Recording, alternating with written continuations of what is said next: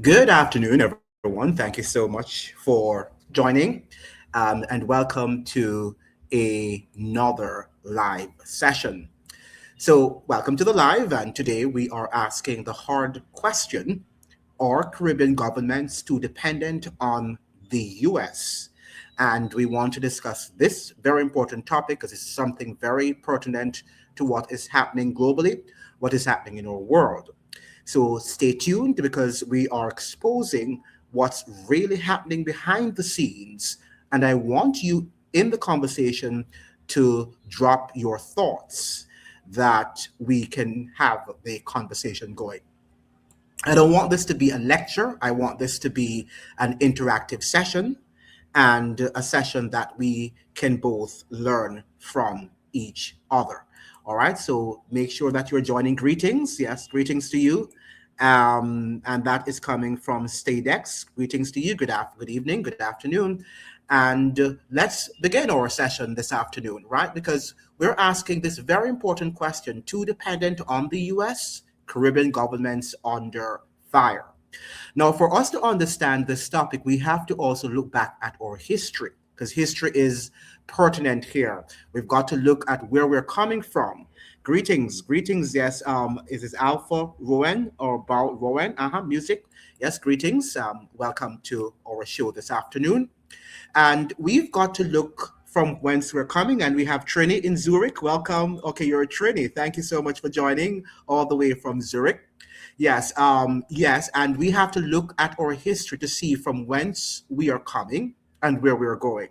And we know that after the British gave those of us in the Anglo-speaking Caribbean our independence, when we say they gave us, they didn't give us anything, right? Because we didn't fight for it. And they really were at a point where they had, they were now collapsing. The British Empire was collapsing, and there was no way that they could take care of us because it cost to take care of colonies, right? And at that time, the British were actually, they were at the end of their imperial, quest for full spectrum dominance. The United States had now taken over from them. So they had to just give us up, right? Because there was no way that they could carry us on their backs. And we have here stated saying the Caribbean was never created to be self-sufficient. These islands were property of empires, a feeding ground for resources, and the creation of wealth by slavery. And it never stopped. I think that we got the impression that, it stopped after we were given or we became the full independence that we had in 1962 and onward, right? We thought that that was the end of colonialism, but it was not. It was just the beginning. Now, we must understand that after the British gave that sort of mandate and authority over to the Americans, who are their cousins, by the way. So, I was reading an article this morning in which the author said that the Panama Canal was started by the French in 1881 and was completed by the Americans rather in 1914, 1915, thereabout. So we must see that there is a continuation, right, of imperial undertakings in the Caribbean. It never stops. Right? It never stops. And if the American empire should die tomorrow, it's going to transfer it over to another empire, and we will continue as that. But let us look at this article here that was written in the Morning Star it's a UK publication, the Morning Star. Let me see if I can share that with you. And we're going to discuss this very important article because it's something that we should understand. The facts that he has outlined in this article are something that we need to look at, we need to discuss. All right, so I'm going to look at the Morning Star, and is it from Africa to let me see here what I have here, the elites and the reducing wars. No, that's what we're looking at. Okay, let me see if I can, that's where it is. Yeah, from the Caribbean to Africa and Iran, US policy is about world domination, and it's coming from the Morning Star.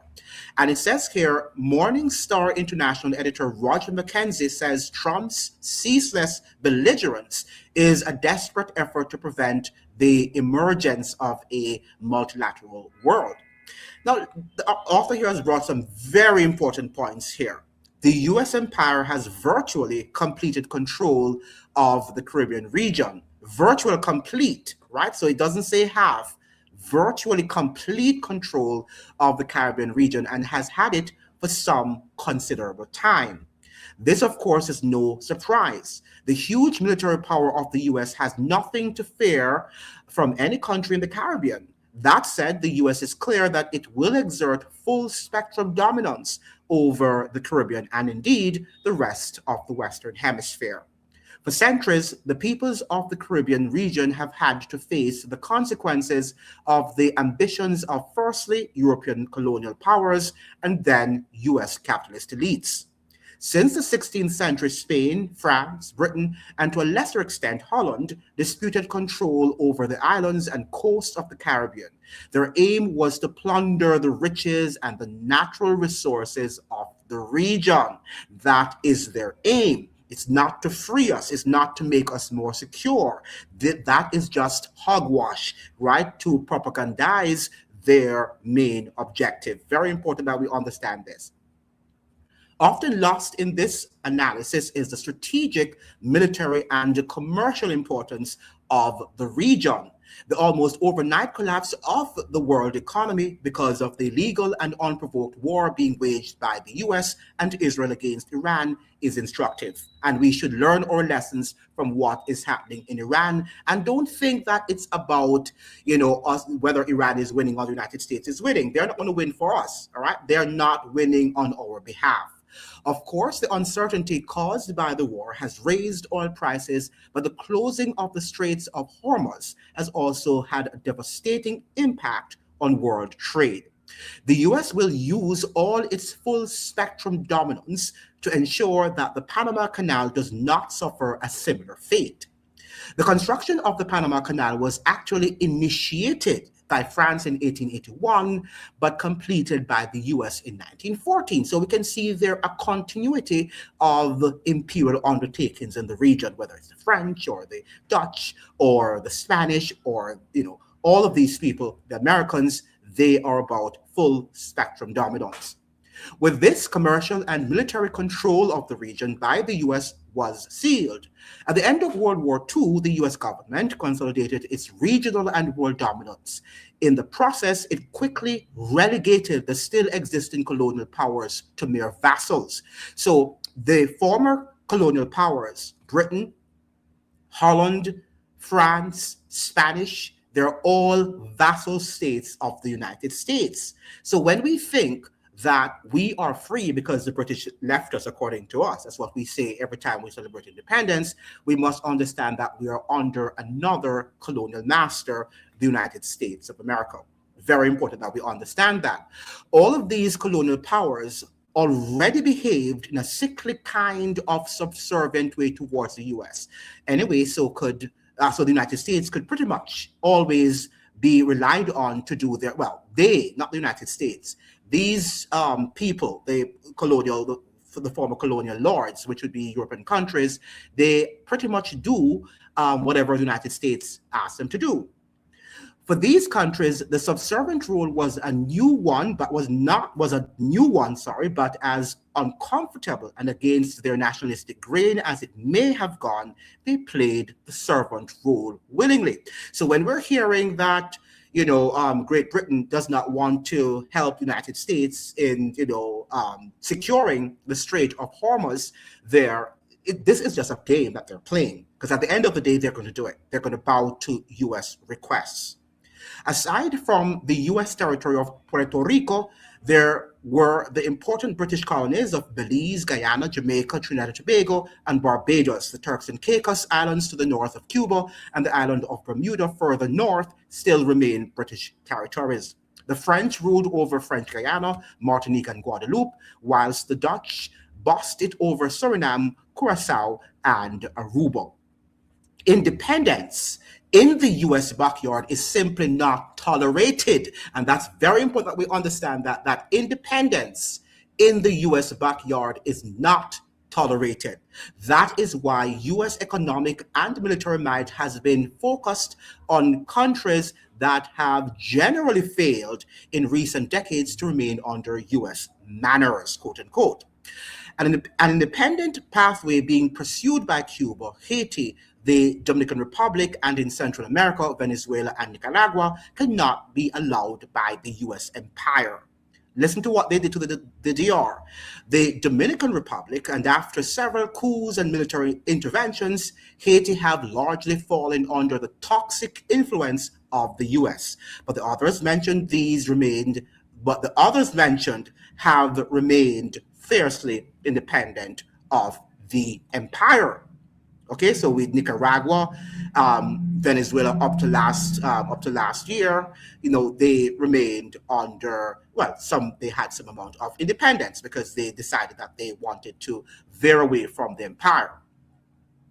It is essentially revolutionary governments that have managed to survive against the odds despite the pressure of brutal and sadistic sanctions enforced by the US and the support of the much missed Soviet Union, as well as now major powers such as China and Russia, has been key.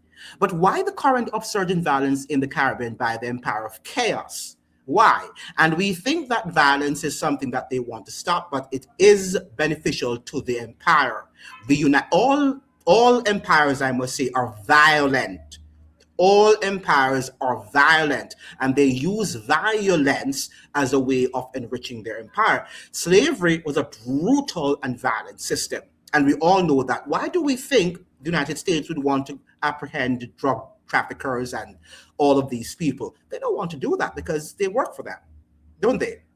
This can't be put solely down to the deranged, egotistical maniac that currently occupies the White House. He's not the problem. He is just a symptom of the problem, right? There is no doubt, though, that Trump will be developing an angle for him and his crime syndicate family to make billions of dollars from the soaring violence towards the Caribbean and indeed the rest of the global South. That's why you see the war in Iran ongoing, because violence is what gives them their tick. This, as always, is primarily about the projection of US power to compensate for its loss of power and influence in other parts of the globe, notably in Africa, Asia, and in recent years across Latin America. It is about countering the economic growth and the influence of China, particularly through its Popular Belt and Road Initiative and bilateral trade agreements. Linked to this is the seemingly endless number of nations that have made it clear that they wish to become members of the BRICS bloc, a primarily trading and cooperation bloc named for Brazil, Russia, India, China, and South Africa. The US also wants to ensure unfettered access to and indeed financial control of natural resources such as oil, gas, gold, lithium, and rare earth minerals. Many of these rare earth minerals are critical for the US military-industrial complex. Control over these resources gives the US a key advantage over its perceived adversaries. So of the 76 US and European but US-controlled bases in the region, 50 are located in Central America and the Caribbean. I repeat that. Of the 76 US and European but US-controlled bases in the region, 50 are located in Central America and the Caribbean. So we must see why we are important, right? We are important because the bases are here for US control. And that is why our government or governments, irrespective of what they say, they have to obey the US, right? This is a staggering regional military presence by the US by any measure, all right? The pretense that this is to deter drug trafficking is clearly nonsense. It's hogwash. If it were, any US taxpayer would be entitled to reasonably ask why so many drugs still manage to reach the US, although many seem to have ignored the fact that Trump recently freed former Honduran President Juan Orlando Hernandez from a 45-year prison sentence for helping to traffic more than 400 tons of cocaine into the US. So we see that hypocrisy. Right? They're saying that they're after drug trafficking. At the same time, here was a head of a country that the U.S. courts actually apprehended, imprisoned, and he is now free by Trump himself, who says that he's a saint and he's going after all drug traffickers. This while he accuses without evidence Venezuelan President Nicolas Maduro of being a major drug lord and kidnapping him and his wife Celia Flores. Ms. Flores is also accused of aiding the alleged crime. Increasingly, control over access to fresh water will become an important factor as the climate emergency, which the US denies exists, begins to bite and water becomes more scarce and precious. I don't believe in the climate change, but that's another conversation we need to have. The US also wants to control all of the key strategic military and commercial maritime routes, such as the Panama Canal, and as its ice continues to melt, Greenland. The dominant group in the US ruling class believe themselves to be racially superior to anyone who is not white. Racism is, I believe, a key factor in the US relationship to the Caribbean. So we are here, many people of color, so the United States is not going to respect us. Neither does she respect our leaders. What we're witnessing in the Caribbean is part of the same conflict that is taking place in Iran. It is part of the same proxy war that is being waged by Egypt and Saudi Arabia through the military in Sudan against the paramilitary rapid support forces backed by the United States, Arab Emirates, each outside nation key allies of the US. It is part of the same proxy conflict that is taking Congo through the US ally Rwanda's backing of the M23 militia. The US backed Israel's war on the Palestinians in Gaza, and the Lebanese are also part of the same fight. This is a US fight back against the moves to create a new multilateral world. All right, so they're not about creating a new multilateral world. But I'm asking the question, which empire wanted to create a multilateral world? None. The US fears its role as the dominant power on the earth is under its biggest threat since the existence of the Soviet Union. The US does not accept that the world has moved on and that its bullying will no longer be tolerated. The problem for the rest of us is that many thousands will die as the US continues to lash out to maintain its power. Wow. Now, that to me is something that is incredible. Right? When we see what is happening in terms of that many of us will die as the United States continue on its quest for full spectrum dominance. It's going to happen in the US, it's going to happen in the Caribbean, it's going to happen, we see it happening in Iran. Many people will die.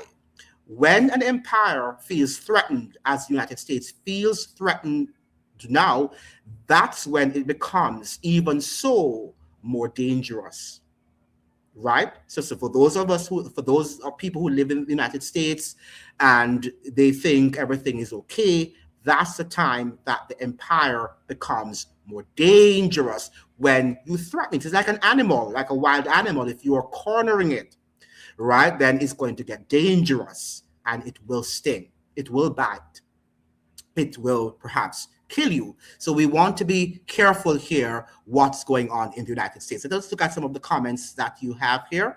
So we have Alphas is saying, I would like someone to tell me what other country in the world have destabilized multi-regions of the world and their financial systems still dominate others. Yeah, that's a very good question. I think that the United States is one of those countries. I think that's why some people are suggesting that even though we compare the United States to the Roman Empire, the United States occupies a position in the world that very few empires, including the Roman Empire, have ever had. Because when you think that they actually, changed the financial infrastructure after World War II, forcing the members of the world, all the countries of the world, to accept their currency, right, as the reserve currency of the world, that they control the entire financial system, right? And that is something that we have to, many people don't talk about, but the fact is that we have to pay our debt in US dollars, right? So it means, therefore, that we are controlled by them, the entire world. The entire world, whether we like it or not. And Iran and the BRICS, as we're saying, these countries, the Brazil and so forth, wanted to move away from this sort of arrangement that the United States has with the world in terms of using its dollar. Because when they do that, they're enslaving the world. Because why don't we pay our debt in our own currency? Why do we have to pay debt in US currency? And these are some of the things that we have to look at, we have to speak about. It is clear that Trump wants to get busy and remove every single US adversary before his 4 years are up. But Iran learned the lesson from the fall of Saddam and prepared its own weapons industry. Yeah, one of the things that is happening now, I'm waking up every morning and sometimes you don't know who is saying the truth. You hear Trump saying that, oh, Iran doesn't want to negotiate. Then you're hearing that he's saying that they do want to negotiate and he's negotiating with them. And there's just a constant back and forth. We just don't know who is who and who can be trusted. Okay, so I would say try to be neutral as much as possible. Look at what they're doing, because at the end of the day, I don't think Iran has any global. It was once an empire. It was a part of the Persian Empire. It was the Persian Empire, right? So Iran was once an empire. I don't think it wants to reclaim, but maybe we don't know. Maybe it wants to reclaim its supremacy as it once under the Persian Empire. But I doubt that that's the case under the Ayatollah. Now, Iran is ready for serious war actions. Their hypersonics beat the Patriot system. It's on video, right? Yeah, and that might be true. But remember now that when we think about the war, we're thinking about Iran versus the world, because the United States has allies. Well, it's forcing its friends or its minions, like the Western European nations, to participate in the war against Iran. So the United States also, you're not thinking about the United States going up only against Iran. You have the Western European countries and other people that the United States will be enlisting their support in the war against Iran. So that's what we have to understand. The United States controls the world look at what Trinidad did, when the United States was going into Venezuela. Who would have thought that Trinidad, a small island nation, would have been involved in such an undertaking? But that is what the United States does when it wants to control whatever country, right? It could be that Jamaica also is being used against. By the way, I saw this video today where the doctors were bidding Jamaica goodbye, and it was sad to see the Cuban doctors leaving because they were the United States forced Jamaica to end the contract with these Cuban doctors. So whatever we say, it's not just the US against whatever Iran. It's the world. It's the US friends up against Iran, because the United States, through its doctrine about protecting the world, okay, then people believe that we buy the sort of propaganda and other nations will comply with US requests. And that is what is happening right now. I don't think Iran is going to be able, if attacked by multiple European nations, including the US, will be able to win this war. I mean, the United States is going to get a lot of hurt. And as he said in the article, many of us will die. Many of us as citizens, whether through hunger, starvation, because of what is happening, many of us are going to die as a result of these wars. And that is why wars should not be waged, because it's the first casualty is always the truth. We don't know who is telling the truth. And that is the first problem we have with wars. The United States has proven that they are a liability to every nation that aligns with them. Their moral authority is in question, from the moral sphere to the rule of domestic and what you have here, international treaties. Correct. One of the things that people don't understand, the United States already knows that it has lost a moral war. What it has done, and if you look at what Trump did last year when he was running for the presidency, he aligned himself with the Roman Catholic papacy. Now, for those of you who don't know, the Roman Catholic papacy is called the spiritual leader of the world, the moral authority. The moral leaders of the world is the Roman Catholic papacy. So the United States knows that it has lost the moral authority, so it's linking up with the oldest religious institution in the world, Right now, that's what it's doing. And in many ways, I'm telling you that the Vatican is behind a lot of what the United States is doing at the moment. Right? And that is what we have to understand, that the church also is involved. You know, interestingly, today also I was reading the Jamaican papers, and Prime Minister Andrew Holness is suggesting that the values of Jamaica has gone. So he has now got to align politics with religion to ensure that we get back our morals. Listen, so they talk about the faith-based initiatives. So that is what we're seeing now, that governments, because they know they're losing their moral fiber, are now going to align themselves with so-called religio, with the religious world, to see how much the religious people, and that is why Trump is aligned also with the evangelicals, because they too, and that's why they're giving us this whole nonsense about Israel being God's chosen people. Nonsense. But that is what they're going to use, and many people are going to be deceived, are already deceived by this sort of propaganda. We have right now, there are Caribbean nationals in the belly of some of the US warships fighting for another country. Their lives are subject to decisions made by the US and Israel and the Israeli government. Absolutely. Right? So that is true. Without organized crime in the Caribbean would be a paradise. Yes, and without it, I don't know how many would survive. You're correct here, Stedex. So without it, it would be a paradise. But without it also, many people would not be able to survive. It is what is keeping the economy alive, like it or not. And a lot of times they're talking about the GDP and all of that stuff. All of these things are involved, and they're not telling us how much organized crime plays in some of these inflated GDPs and the rate of growth in the Caribbean countries.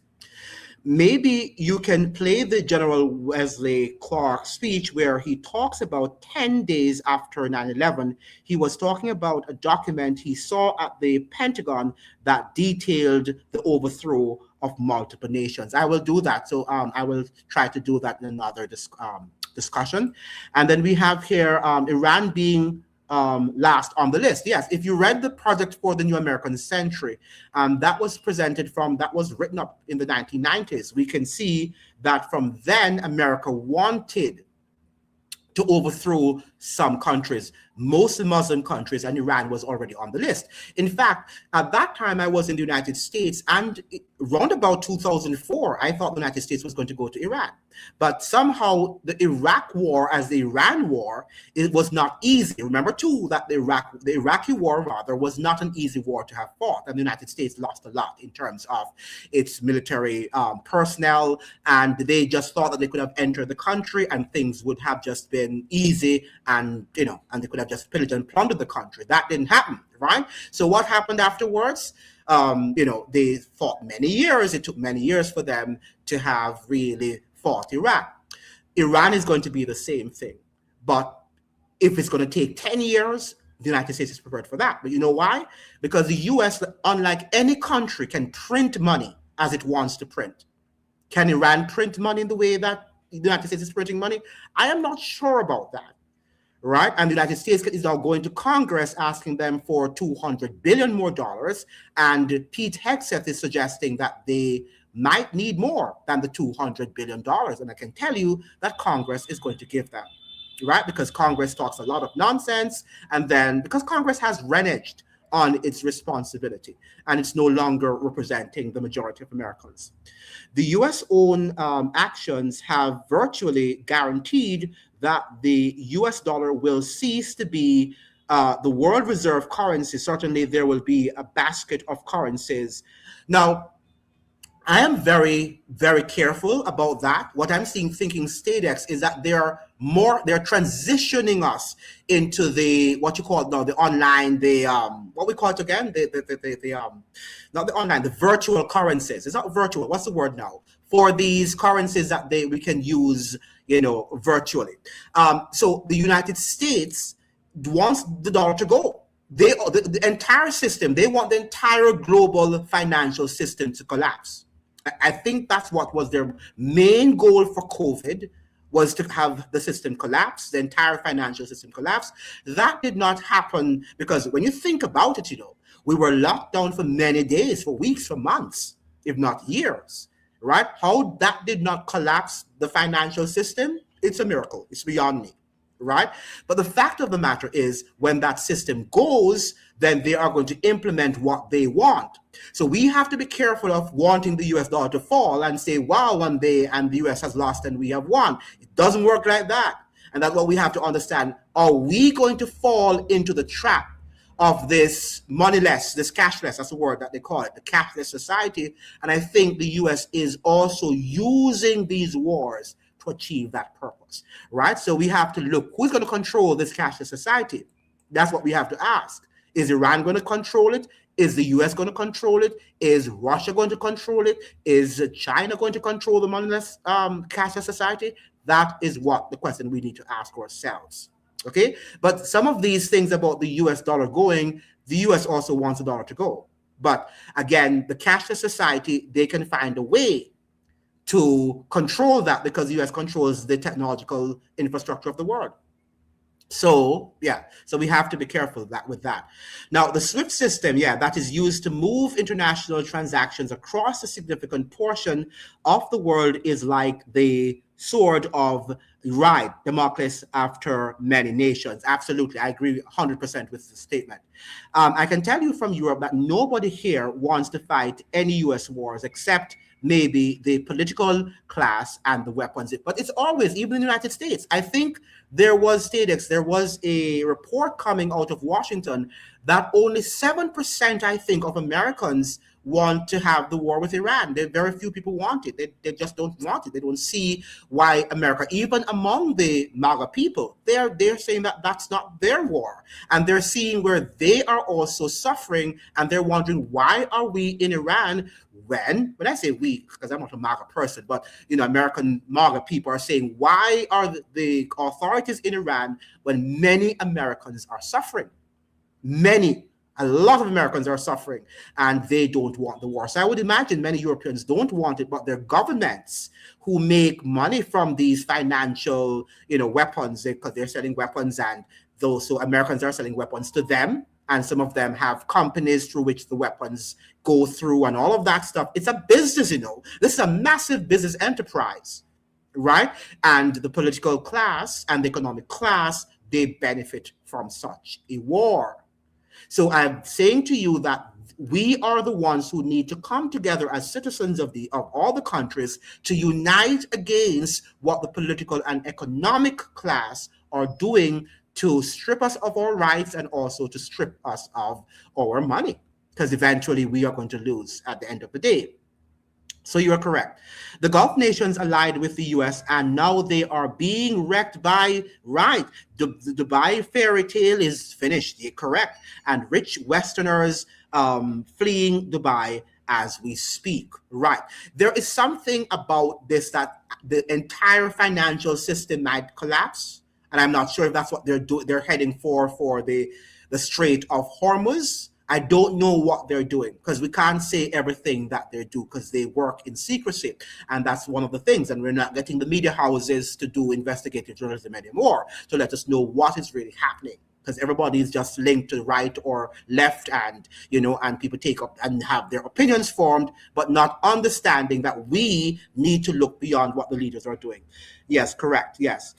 So Israeli soldiers wear a patch with an enlarged map of Israel, the Greater Israel Project. Yes.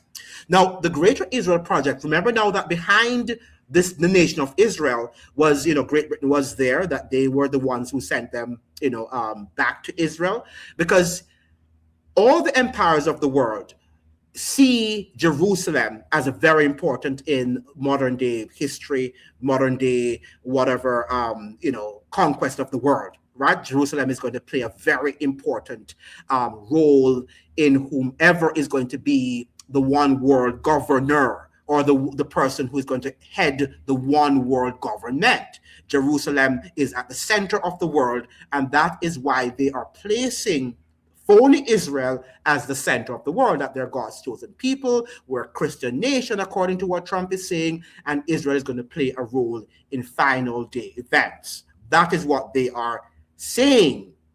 So they are using a sort of moral, but it's phony moral teachings or philosophy to wade us in, to deceive us that we are the ones who are wonderful people in the West, and the people in the East, like in Iran, they are terrible people, they are dictators, and they must be stopped. And a lot of our intellectuals in the West are speaking that way too. Right? Because I saw many articles where they're saying, "Wow, I support the United States because imagine Iran sitting on a lots of nuclear weapons, and one of their crazy presidents going to touch dictate that nuclear weapon." But the fact of the matter is, our leaders in the West are also crazy. Look at Trump. Look at Trump. Trump is also a crazy leader. So why just think about that? It's only the Ayatollahs. In fact, the Ayatollahs, I think, are much more self-controlled than Trump is, because they know that they are not as mighty as the United States is. They don't sit on a military-industrial complex, right, as dangerous and as large and impactful as the United States of America. So the United States is far more dangerous because of its sheer power, its military power, than Iran or any other country in the world at the moment. And it sees that its empire is waning, is dying, so it's also even more so dangerous. How can we as a nation be independent, rid of the US parasite? Well, again, we said that our economies are tied up with theirs. We have to pay our debt well in the United States dollar, right? So they control our economies. We have to pay our, what do you call it now, even our energy costs have to be paid in US dollars, right? So I think in every area of our economy, the United States is involved. So I don't see any way in which we are going to extricate ourselves. Maybe if we want to have make the sacrifice that the Cubans are making right now, maybe we can do that. But will our leaders, as I was asking Mr. Pereira the other day, will our leaders be willing to make that sacrifice? Or are we, the citizens, the ones who will have to make that sacrifice while our leaders are having a great time?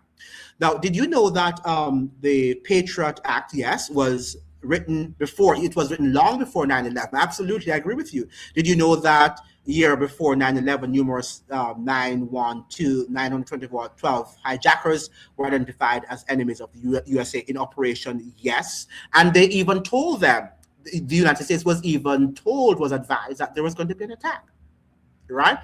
They didn't do anything, right? Did they? Now we have the digital currency, right? The Alpha Rowan, yes, the digital currency. That's what they are morphing us into. They're transitioning us into the digital currency. So if the United States dollar should fall tomorrow, don't jump up and think that everything in the United States is done and it's the end of the United States. It is not.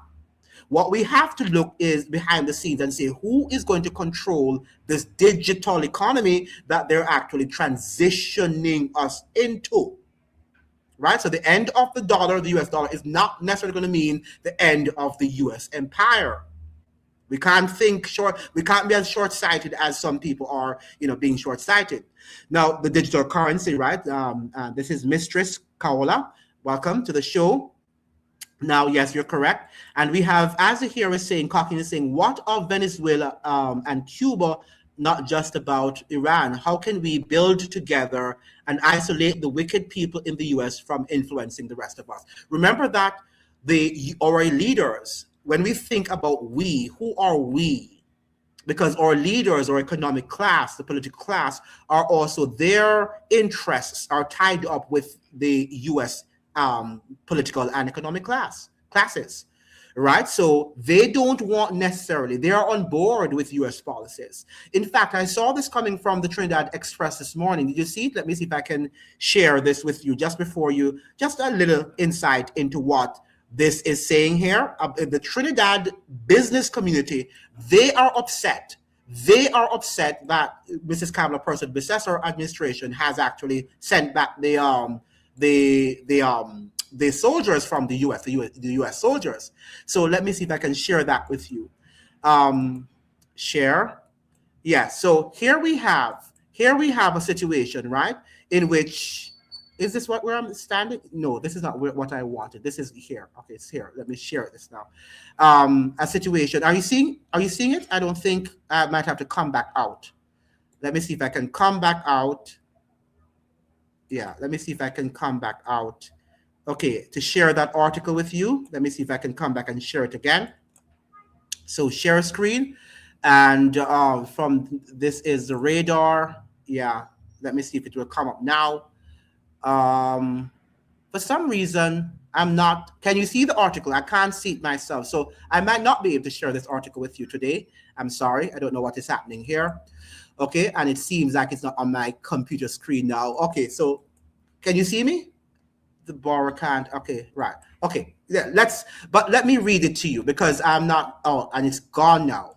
It's gone. I hope that something is happening here this afternoon. I don't know what's the dickens is happening, but the Trinidadian community, the business class, they are complaining that they're sorry that the government actually sent back the U.S. troops back to the United States.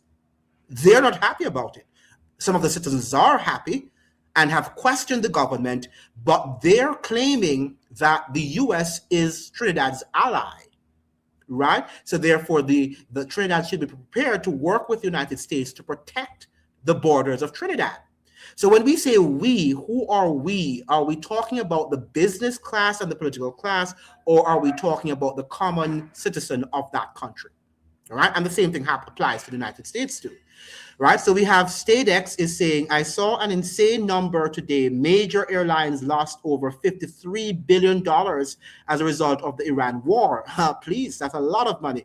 Even 1% of that was given to the Caribbean. It would be like happy birthday and Christmas, right? Combined, correct, right?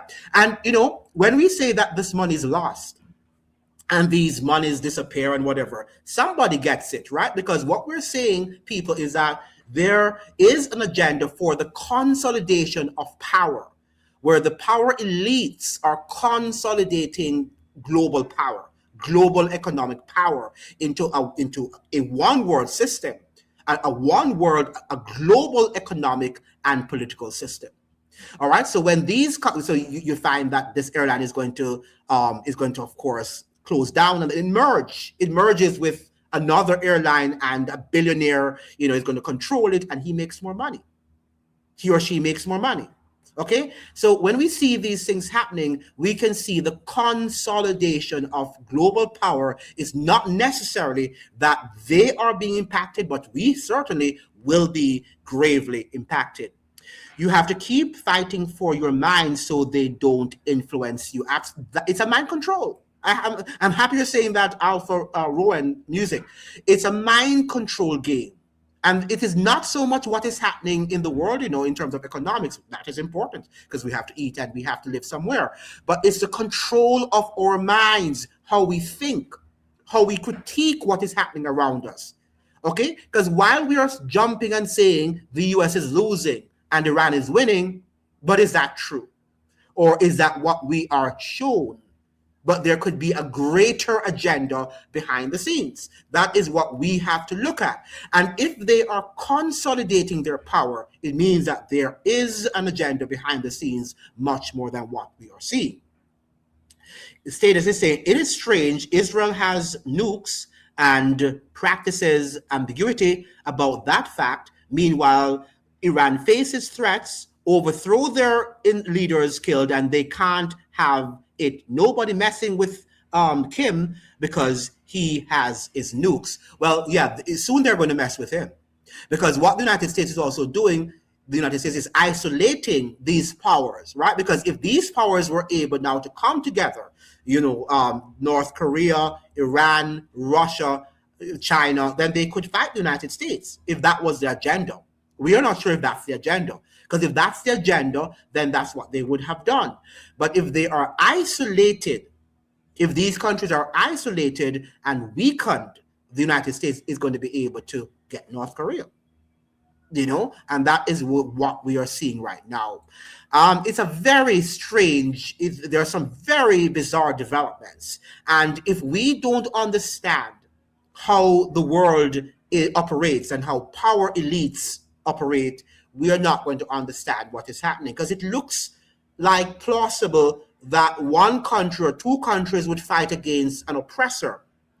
But it doesn't seem like that is in reality what is happening. It doesn't seem like these countries want to unite, like Russia, China, Iran. Before they had enough time to unite because they saw what Trump was about to do. In fact, if you read Project 2 2025, Trump is clear, right? He is clear. His think tank, Project 2 2025, is clear what his agenda would have been. It is clear. And I'm sure that they would have read, documents like those, right, to ensure that they would have come together. But is that the agenda? Is that their agenda? I can't say. The Zionists believe that Jesus was a false prophet. They wish to force the second coming because they think it will bring their Messiah. They are religious extremists. Yes, and that is true. Right? But who controls the Zionists? That is what we have to understand. There is a hierarchy of power and power structures that we must be able to study. Who controls the Zionists? Who sent them to Israel to have control of that region, and what was the agenda? I think we have to really get into that. The Zionists also are being, controlled by other powers. What we're seeing is the result of a corrupt Western system led by the US political donations, lawyers' fees, consultancy fees, nepotism, bribes, kickbacks, extortion, blackmail, and more. Yeah, and worse, right. And you're right. But this is a global trend too. As you're saying, the US is at the helm of it because the US controls the world practically. But it's a global trend where corruption is the order of the day. And that is how our elites, that's how they make money. That's how they enrich themselves, through nepotism, through, all of drug running, gun running. That is how they become billionaires and trillionaires. Well, they don't have any trillionaires yet, but I think they're heading there. Why Uno block out may post? Yeah, I don't know what is happening there. Answer me this. Is the Caribbean the United States bastard child? Yeah. What do you think? I think so. I think that we are their bastard child.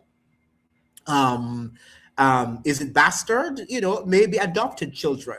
Because when Great Britain actually gave us up, right? We were adopted informally by the United States. They didn't want us to take care of us, but to control us, right? So yes, I think that we are, if not bastard children, we are adopted children.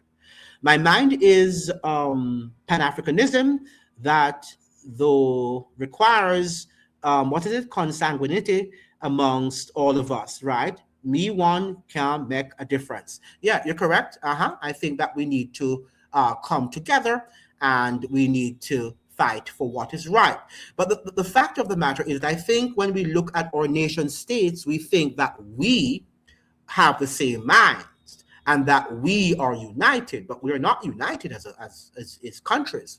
In the United States, in Jamaica, in Trinidad and Tobago, in Barbados, and we're not united. We have different perspectives. And remember that oftentimes the political and the economic class also are not united with the citizens of the country. They have also their own agenda, and they often work with powers because that's how they're going to maintain their power too. The elites in Trinidad can only maintain their powers by aligning themselves with powerful countries such as the United States. Okay, so they're not only united with us because we're not on the same level with them, so they think. Now we should remain neutral in our verbal and physical support of the U.S. regime, as we can become legitimate targets according to the reality revelations of the ongoing war. Well, I don't know if we can ever even become even neutral now. My thing is not to make a lot of statements, as you're saying. If that's what you mean by neutral, Alphas, yes, not to make public statements like I'm supporting, I agree with President Trump. Trump is my favorite president, as Mrs. Kamala, predecessor, is doing, right? We should not do these things. But to be neutral now, I don't think we have that privilege anymore. I think the US is saying you have to do it, right? So when you go to Jamaica or Guyana and you tell them that this program has to end, the US doesn't give us any cards to play. It just says it has to be done. And if you don't do it, visas are going to be taken, your country is going to be targeted, right? And your citizens also will be targeted. So how do we now begin to deal with such behavior by the United States? That's what we have to ask ourselves. We criticize their politics, but we love America's good. Absolutely. And we love their politics too. We wish that they would live up to their talk about democracy and morality. But empires do whatever they want. Absolute power demands to be used. Yes, and you're correct. We speak from both sides of our mouths. Just like our leaders, we don't want to be able not to go to America because people get their self-esteem by saying that, oh, I have an American visa or American passport, right? Some people feel very important by having a passport or living in the United States. So whether we like it or not, we behave like our leaders, and you're correct. Do you think Pan-Africanism is possible, or is it just wishful thinking? We can't seem to unite over anything as Black people. Marcus Garvey said, we won't know ourselves till our back is against the wall. Well, I don't know throughout the studies of Black people, if we have ever been united. I don't think so. If you had as you're saying, Marcus Garvey, the greatest Pan-Africanist that came on in terms of mobilization of Black people all around the world, if he was not able to do it in his days, I don't know if we are going to be able to do it in our times, because we're so much, even now, fragmented. We are divided, okay, that I don't know if we'll ever come together.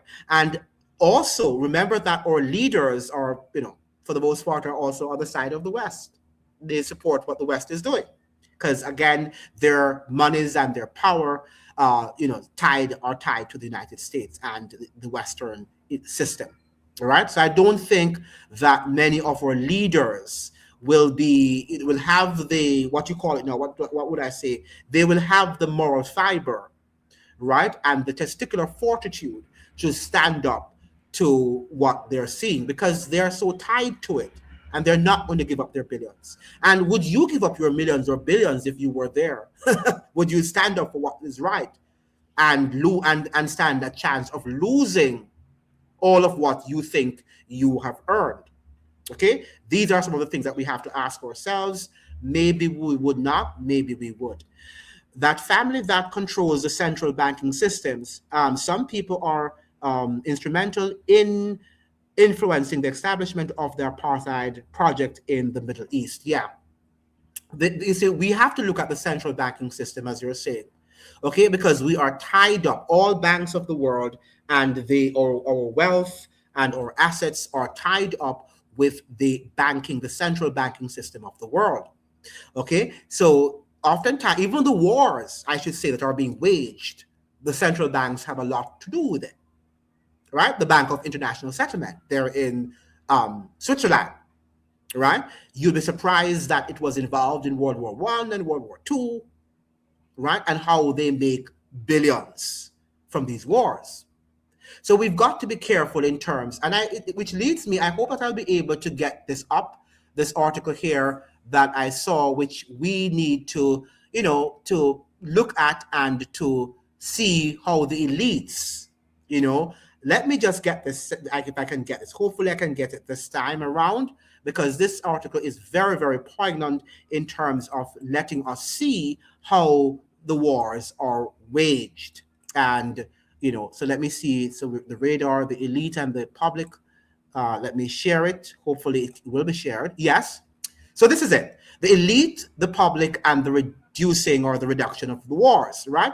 So we have wars can be reduced and stopped if we recreate politics away from an elite-centered philosophy where 1% of the population who neither relate nor wish to understand the sensitivities of the remaining 90% or 99% set the vision. 99, only the 1% control us, right?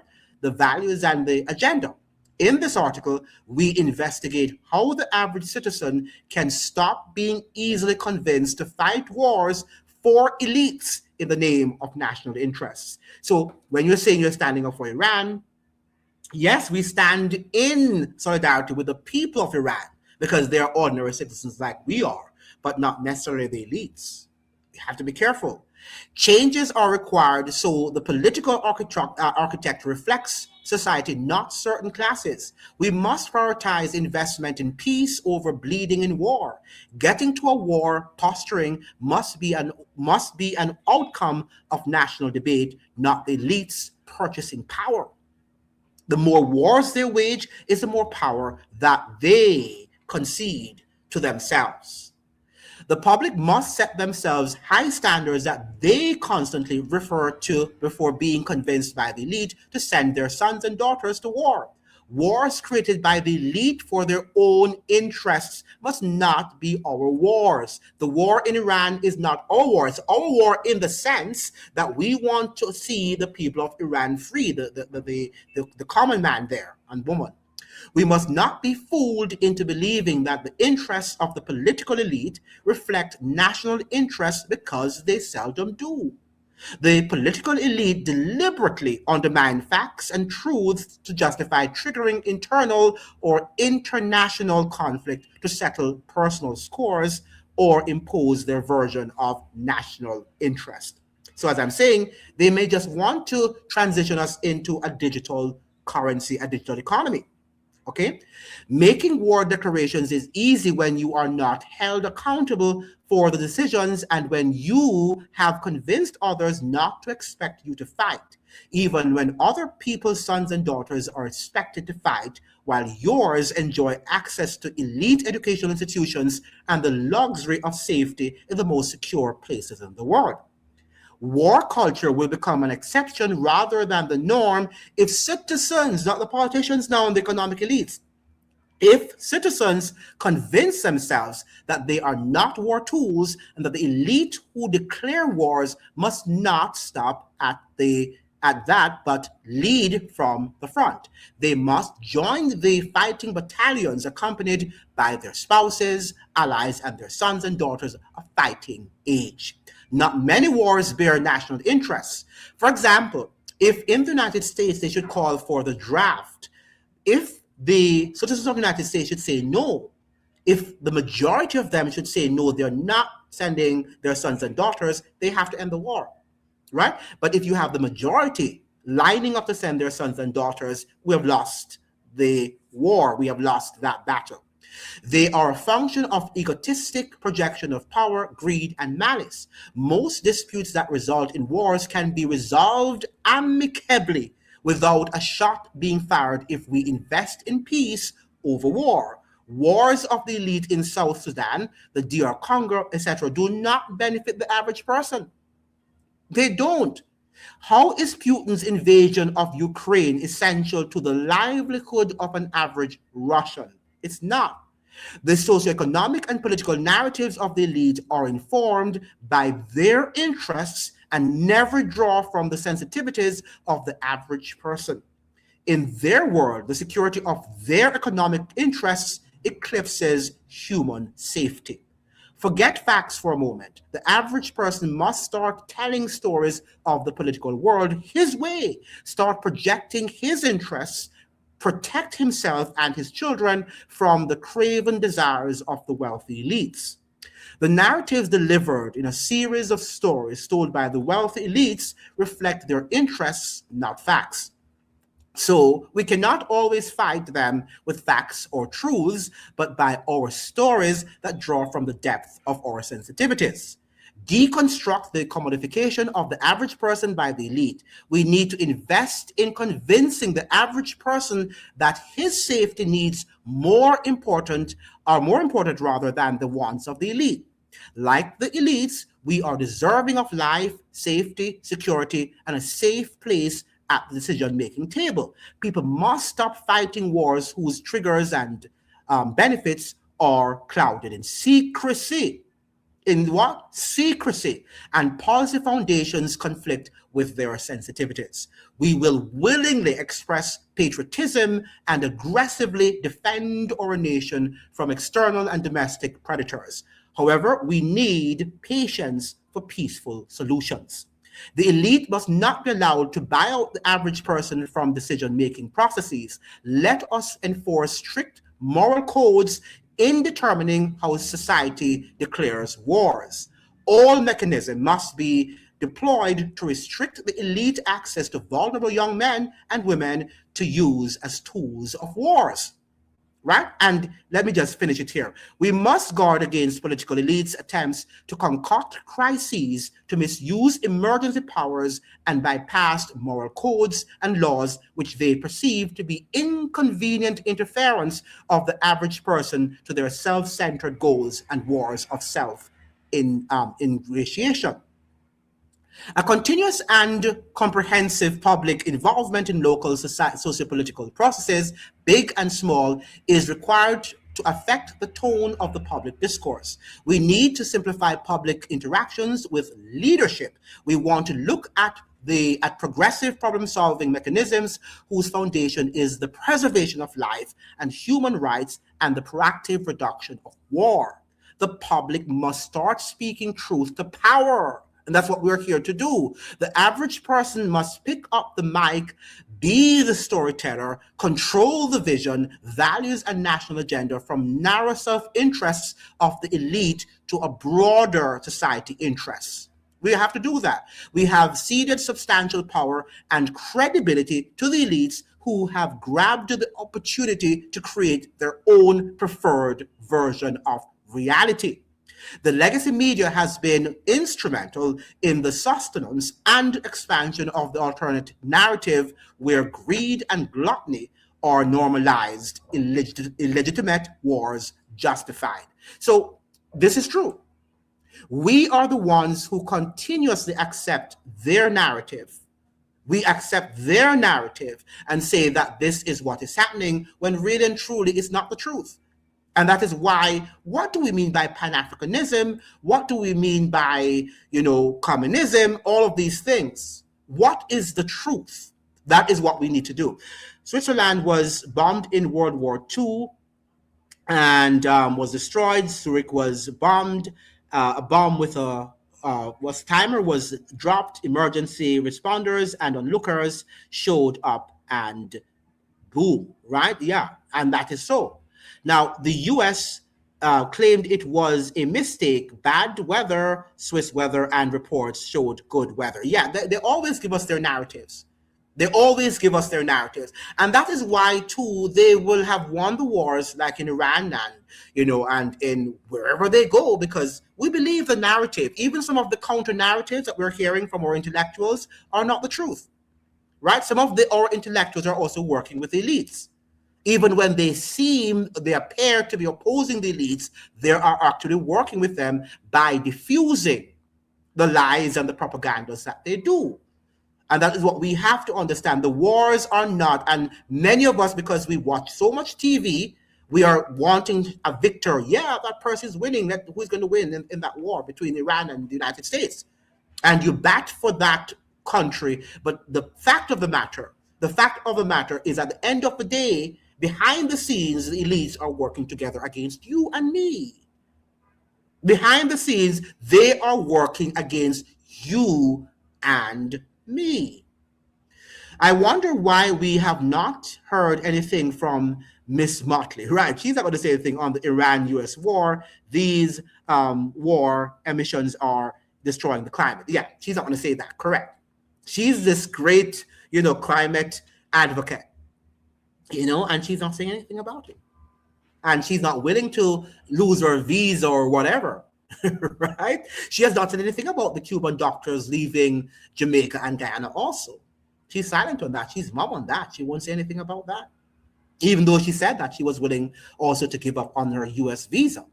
Right? But will she? Because she's a part of the IMF, and I don't think she's going to say much. And if she says something, she's going to make sure she guards everything. She guards everything that she says. Every word is properly parsed, right? She can do that.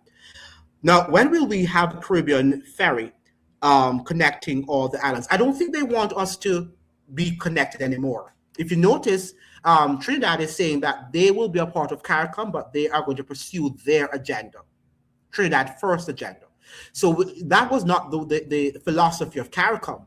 It means that we would pull together our resources, our philosophies, and unite around a common objective, a common cause. So that is now gone through the window. And Prime Minister Andrew Holness is saying too that being a part of CARICOM does not mean that you cannot pursue, sovereign interests. And he said that quite, subtly, not because there's some truth. There's some truth to what he's saying, but what he's saying is just like Kamala. He's agreeing with Kamala that you can pursue if you want to work with the United States and even against other Caribbean country, you can do that. That's within your right to do so. Right? So I don't think that we are going to ever be able to come together. We are right now forever separated. Until the regular John public stop electing the multinational corporations bought political representatives, the elites will be our domestic and international masters. Absolutely. Absolutely. And they are. And they are the ones who also, dictate what news to be presented to you. So when you sit down lazily at night watching the TV newscast, you're just simply listening to what they want you to hear.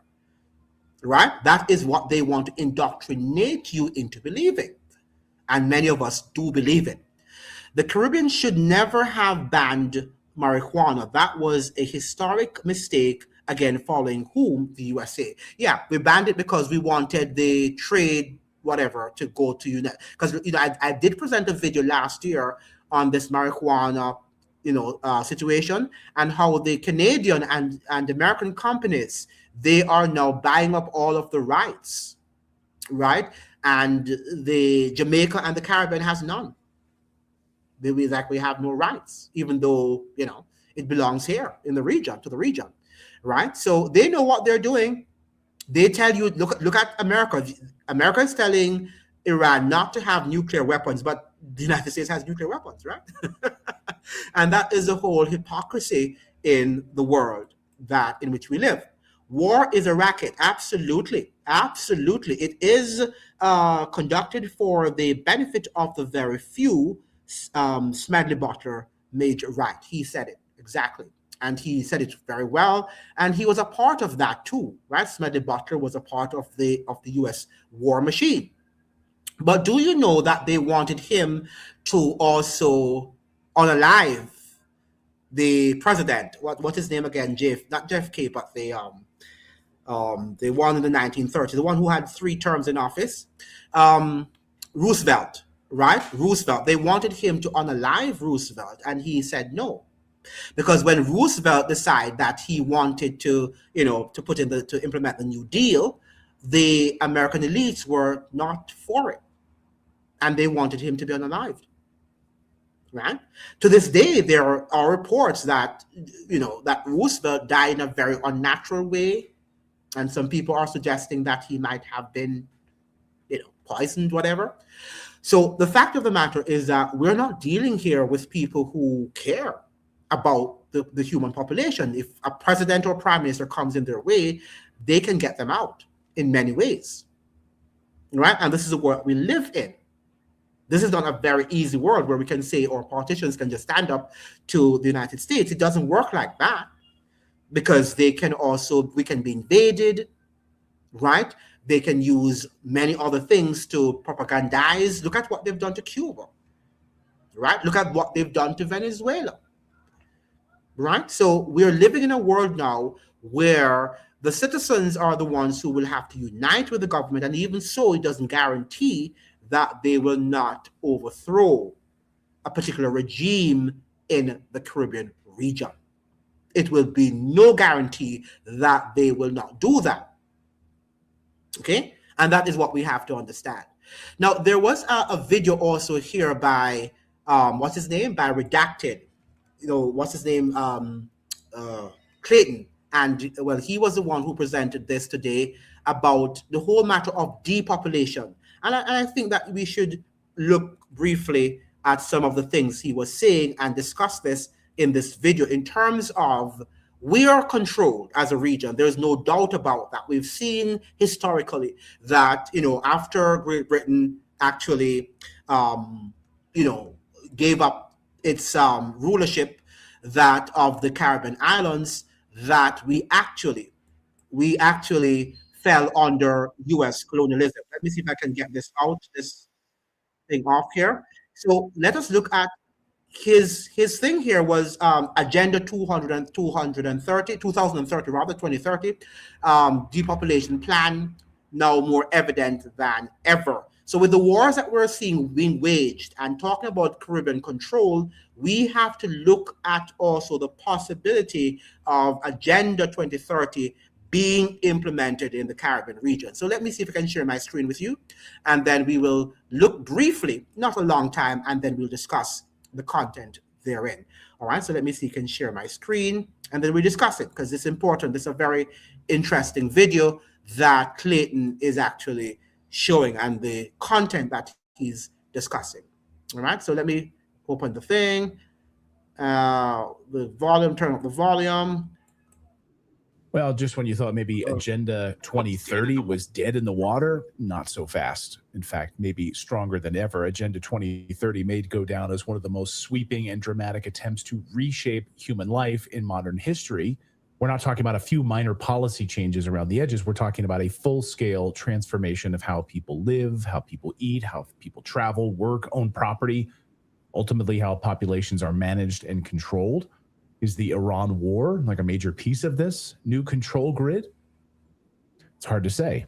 Well, the most important part of this is that it's not some far-off plan sitting on a shelf somewhere. It's already underway massively. Much more of it is still coming, so buckle up. For those who may not already know, Agenda 2030 was rolled out by the United Nations in 2015, presented as a coordinated global mission to tackle issues like poverty and hunger. That's how they presented it to us, while also promoting good health, right? Don't eat meat. Eat fake plant-based garbage. Get quality education. Who's telling us like what quality education? Like who's going to provide that education? Really? Equality, right? It's all about equality, DEI, a whole list of other like lofty utopian sounding goals. One world government, essentially. But despite the sweeping promises that were made at the start, the evidence that has emerged since then has led many people to believe it's already done far more to advance what some are calling the New World Order and the broader goals of globalist control than to deliver the peace and prosperity that it was supposed to bring in. And over the past several years, more and more details about what critics believe is the real agenda have continued to surface, the push towards a one world government. The end of private property. They don't want you to own anything, right? You'll own nothing. And they love that. Everything is moving to digital, so you don't own any sort of physical media. You won't own property anymore. Then you have the rise of the 15-minute cities, which is happening in real time, designed in a way that many fear would make populations easier to monitor, to manage, to control. We've already seen these 15-minute cities rolling out in England. We've covered it on our show. And even signs pointing to what some believe is a full-scale depopulation program. Now, while all of those concerns are serious and impossible to ignore, one part of Agenda 2030 that has not gotten nearly enough attention, and in some cases has been almost completely ignored, is the effect it's had on agriculture and how the policies tied to it appear to have taken us in the exact opposite direction from what people were promised. Because Agenda 2030 didn't just claim it would help end hunger, it also made major promises about protecting the integrity of the food supply, reducing harmful effects of what ends up on our plates at dinner time. Now, the agenda claimed it would move the world towards safer agriculture, less toxic exposure, get us away from all those harmful pesticides, stronger control over hazardous chemicals, and sustainable development goals. You can see that most clearly in Target 3.9, which calls for a major reduction in deaths and illness caused by hazardous chemicals and pollution. And in target 12.4 in the document, which calls for environmentally sound management of chemicals and waste throughout their full life cycle by 2030. And then when you pair that with target 2.4 on sustainable food production, the message seemed clear. Agriculture was supposed to become more productive without making us even more dependent on harmful chemical inputs. But the actual evidence points in the opposite direction. The latest figures from the Food and Agriculture Organization show that total agriculture pesticide use in 2023 reached 3.73 million tons of active ingredients. That's 14% higher than it was a decade ago. Oh, but we're all eating organic food. Everything's natural now. So that's roughly double what it was in 1990. And keep in mind, that's only what is officially being reported, because the FAO also shows pesticide use intensity at more than 2 pounds per acre of cropland in 2023. Again, this is 3 years ago. That's significantly higher than it was 10 years earlier. You think it's gone down since then? And that tells us the problem isn't just that more land is being farmed. It shows that there's actually a deeper and growing chemical dependence built into the system itself. Another widely cited global database study found that pesticide use increased by around 20% over the previous decade. So despite all of this language about sustainability that came out of Agenda 2030, the reality on the ground is that agriculture has continued moving steadily towards greater chemical dependence, not less. And what about all the insects, by the way? Like, where'd they go? We had Dave Wigington on recently, and he said, do you ever notice when you're driving, remember in the 90s you would drive and your car windshield would be covered in bugs at the end of the night in the summertime? Like, that was constant. My little 1989 Ford Escort that I used to drive with my friends and blast Tom Petty music in the summertime, it was covered in mosquitoes and bugs. Not anymore. Where'd they all go? So you have these like direct contradictions, the gap between what was promised, what has actually happened, that are driving more and more people to conclude that Agenda 2030 has not protected us at all from dangerous chemicals, but may have actually accelerated the pesticide use and the spread. That's how this works. And it came a sudden shift that left a lot of people scratching their heads. A recent issued executive order. I mean, this made us furious here at Redacted. It sparked major backlash from the Maha movement. Like, wait a minute, this is exact opposite of the Maha movement. The order taken by the administration appeared to give added protection to Bayer and Monsanto in its production of glyphosate, the key ingredient in Roundup, despite the mounting evidence and large numbers of lawsuits tied to glyphosate. It's linked to higher risk of cancer, Alzheimer's disease. Watch this. 50 years ago, Monsanto invented something that would change the world forever. Roundup, no root, no weed, no problem. But Roundup was more than just a good weed killer. We've been using the weed killer for decades, but now it's at the center of a $1 billion health scandal. Did Roundup weed killer cause a man to get cancer? There's many diseases that are linked to glyphosate exposure. My doctor, he goes, I think this is all due to Roundup. What made Roundup so effective was the chemical glyphosate, that thanks to Monsanto has become the most popular pesticide in the world, and now one that's linked to cancer. My patient's dying just so their shareholders can make a few more bucks, just so their CEO can get a bonus. Despite its links to cancer, Roundup is still a $1 billion business. So how exactly did Monsanto pull this off? There was an intentional effort to deceive that took place over many decades. And now Monsanto has a new owner, a $1 billion pharmaceutical firm. And together, they're working on a way to keep selling Roundup, no matter the cost. So more glyphosate. Okay, so we see what is happening, right? We see what is happening in terms of even a war is being waged on our health. So it's not only have to do with economics, but even our health, a war is being waged. Let us say, I agree with Trinidad. I, as a Jamaican, didn't intend to carry any other nation's laziness, and many Jamaicans are too intellectually, creatively, and spiritually lazy, and it's time now that they shape up. Okay, yes, okay, so point taken. I'm a big, is it techie? Is it techie or Trekkie? And that led me to ufology, is Trekkie. I can tell you that there is a global cover-up of the alien truth, or space faring nations know the truth crashes in US Brazil South. Yeah. Yeah. There is a lot of things that we're not being told about, you know.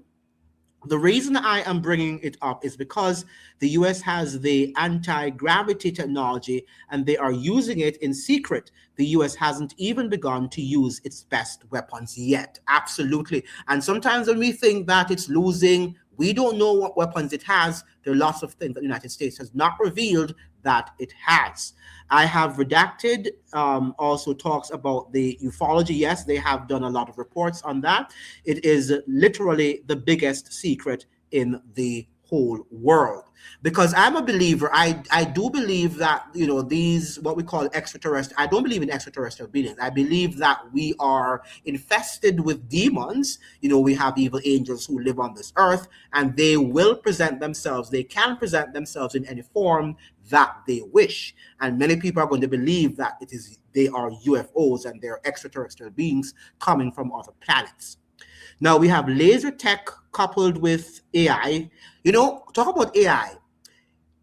When I watch now a video on TikTok or on YouTube, it is almost sometimes virtually impossible for you to state whether the video is real or unreal. This is something that is really concerning, to know that you're watching a video and people have to be asking constantly, is this video real or is it AI? When did we get here? And if we are not now at the zenith of AI, can you imagine when you get to the apex of what it can be and what AI is going to be able to do? Wow. What about you or I, if we, you know, somebody's imitating us, AI is imitating us, and people think that we are the ones when we are not the ones who might have committed a crime, right? It is amazing. Now, laser tech coupled with AI cameras will be able to reduce the use of pesticides by, is it zapping? Yes, bugs as the farm vehicle with the devices drives over the crop. So you're saying that that will be good? Is that what you're saying, StateX? Roundup is one of the most toxic substances in the world. And I was also listening to, reading an article in which the Jamaican government is telling Jamaicans that they're now going to be investing in a lot of agriculture, but the food that the farmers are producing will have to be food appropriate. And I'm saying food appropriate according to whom? Right? Because I know that he's going to be implementing the same 2030 UN agenda, because all our presidents and prime ministers are doing that at the moment. And we think that what they're doing, it sounds good that they want to improve on agriculture and export and all of that, but it's not about organic food anymore. That is what we have to understand. So when we hear our prime ministers and presidents talking about, you know, increasing agricultural products, it doesn't have anything to do with organic food. The sort of, what you call it now, they have a mandate, a template of what they have to do and how they have to make our foods to fit the global agenda. Very important that we understand that.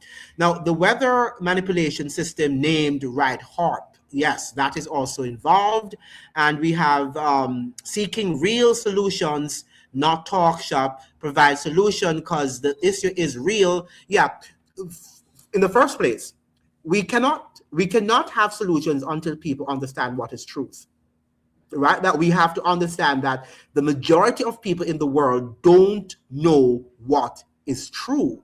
They can't decipher, just like I'm saying to you, I can't decipher between an AI video from a real video. That is the reality of many of our people. So until they can even realize that this is fake, what we're hearing from the government, there won't be any solution. The solution first is to be able to come to a knowledge of the truth. And then when we come to knowledge of the truth, then we can repent, right? And we'll be able to take the necessary actions that we need to take to protect us from what is happening. But if we do not help our citizens to understand the truth, then nothing is going to be improved on. We have AI can be good, but there will be also negatives. AI is coming for our jobs, especially jobs having to do with language. Absolutely. Writing, speaking, grammar, answering questions, finding information, and logistics, and even math. Right? Because an AI can show you step by step how to do, for example, a math problem, right? And it explains it step by step. without your having to have a teacher. All right, so that too, the AI is going to take over a lot of our jobs and languages, as she's suggesting here. Static is suggesting. Static is saying the loss of jobs to automation, AI, robotics will eventually demand the introduction of the universal basic income. Yes, that is what they're doing. So they don't need us, right? So all they have to do is just pay us a universal basic income and live as the Cubans live. In fact, I believe that the Cuban experiment has remained that long and perhaps about to end now, because that is what they want us to live like. They want us to live like the Cubans they're living in Cuba. And we're not suggesting that they're living in a dehumanizing way. What we're saying that we won't have the freedom, okay, to do and to experiment with businesses and whatever the government tells us to do, that what we have to do. I was listening to a Cuban doctor, and he was saying that all the hospitals there and clinics in Cuba are government run, right? None is private, right? So, and I'm not saying that the government should not provide, healthcare, public care for citizens, but we're saying that in a free society, you want to have, a variety. Okay, a variety, and that's not the case there in Cuba. So I think that model is what the world is going to end up being like, and perhaps worse in the days to come, in the years, I should say, to come. What's the first step towards the truth? Time frame include? Yeah, well, it depends on what interest people have in knowing the truth. I can't put a time frame on it, because maybe it takes me months to read a book that has a lot of truth in it. Maybe it just takes you take you a week to do that. So, we have different, it's like people asking me, how long does it take to learn a foreign language? It depends on you, right? And the motivation and the aptitude that you have to be able to learn that language, right? There is no set time in terms of coming to a knowledge of the truth or learning a foreign language, right? There's so many ways and avenues that some people do and use. I know it sounds like sci-fi, but HARP has actually also been weaponized. The US can send energy waves down on a target country and induce actual physical and psychological damage for the people there, and that we have been hearing that too, right? And sometimes you even wonder, our computers and the sort of wave that they send us also, and the energy, sometimes it's off when we are on our computers for a long time. We have here, whose truth? Very, very good. What is truth? Maybe you're saying whose truth or what is truth? Now, truth is truth. It can't be whose truth. Truth is truth. Whether we like it or not, the truth is the truth. Truth never changes, no. I mean, coming to an understanding of the truth evolves. You might evolve in your coming to an understanding of the truth, just like Galileo, right? And everything that they learned about the universe scientifically, the truth was always there. Only that people's, it evolved over time. And then people became to an awareness of the truth. But the truth is always the truth. It's always permanent. It's constant. Never changes. We change, or society changes, evolves into becoming coming to an awareness of the truth, but not truth itself. The truth, both of the truth of pen and paper, the truth of a gun pointed at you, I see what you're saying, or the truth of an empty bank account. Yeah, I got your point now. I got your point. You're right. This is serious thinking, Stadex. Very deep. Yeah, that's very deep. That's very deep. And the truth is uncomfortable, Stadex, as we're saying, because when you have a gun pointed at your head, that's not the way you want to learn the truth. And I think many of us are going to learn the truth that way, when our bank accounts are emptied, right? And when we can no longer survive, when starvation, when famine hits us, then is a time that we are going to want to embrace truth, when it is too late, right? Because look at the number of the people on the live. You are not interested in hearing about these important and questioning what is happening here in the Caribbean. Do we even run the show? Right now, even with the Cuban doctors, all you hear Jamaicans talking about is what Prime Minister Andrew Holness is going to do and the other party. And that cannot be the discussion that we need to have. The discussion we need to have is who is behind, what power is behind Andrew Holness in ridding the country of all those doctors. And there's a power behind him. And we think this power is just, it's a little power. is of no harm to us. And we're not understanding that this power went to the Middle East and has killed millions of people. Look at what Bill Clinton did in the 1990s to Iraq, right? And the millions of children that died as a result of his blockade on Iraq. Right? We talk about Cuba, but all the blockade that Clinton imposed on Iraq, right? They're on the Iraqis. Children, 500,000 children died because the Clinton administration stopped, medical supplies from going to Iraq.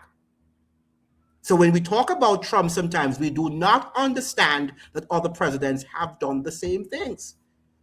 Okay? We often forget these things and think that he's the worst. But this empire has been in the making for years. And that is why this Iraq war, I saw a person writing that this Iraq war has been in operation, has been in planning for over 25 years. And I think it's more.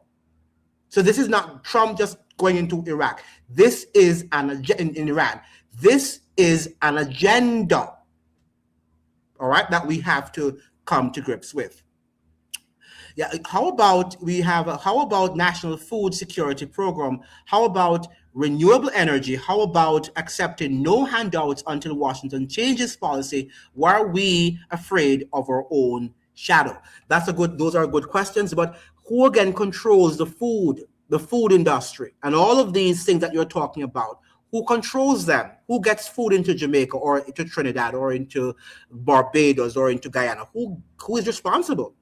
The same people that we're saying that are guilty of aligning themselves with U.S. foreign policy, right? And who are on board with U.S. imperial overstretch and dominance in the world.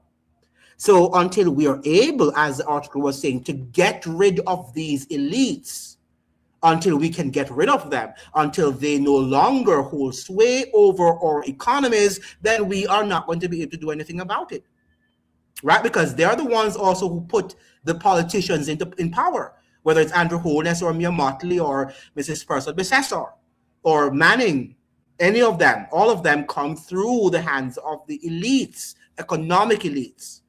And until we can say enough is enough to all of these elites in these countries, then the problem continues without us being able to influence and do anything about it. We have do we run the show? That's a very good question. No, we don't.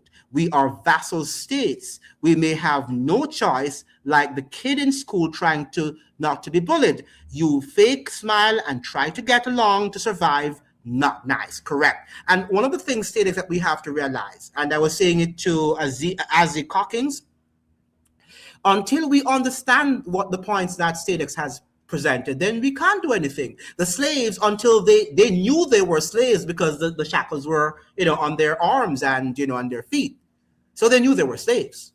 And that's why they were able to fight against the system. We, in our age, are enslaved as well, but we don't know that we're enslaved.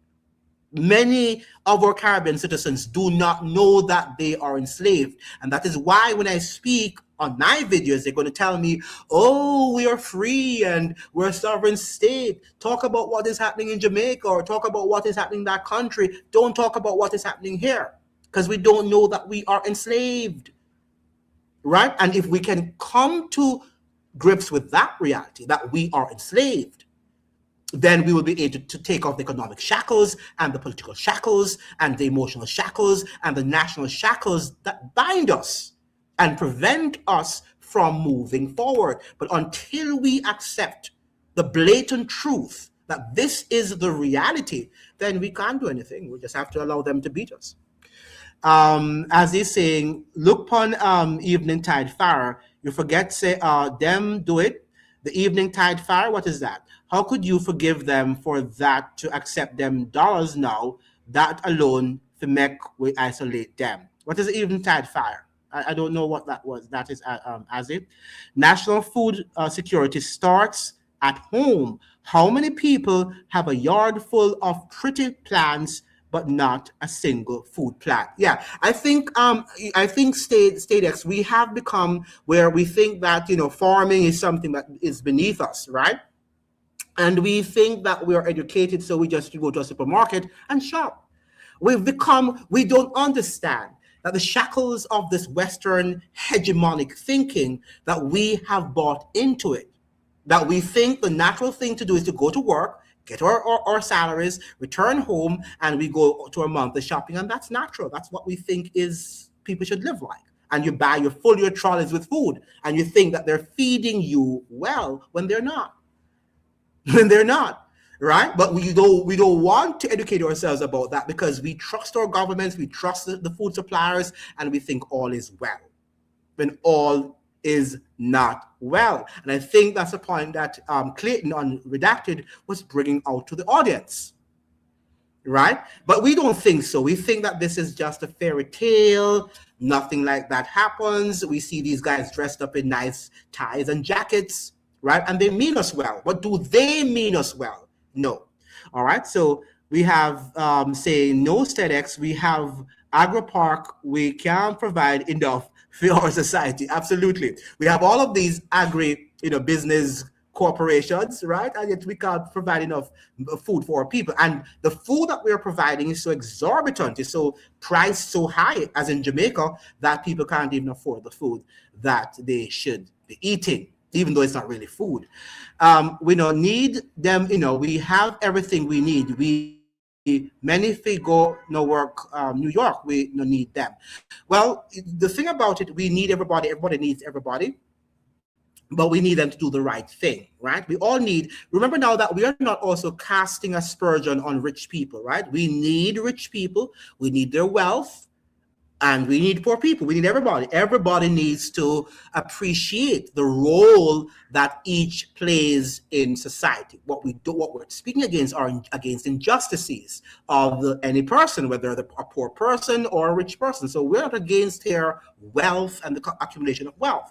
What we are against is obscene wealth that many of our elites, and at the same time, they're doing it at the expense and violating our rights, and also running roughshod over the constitutions of our countries.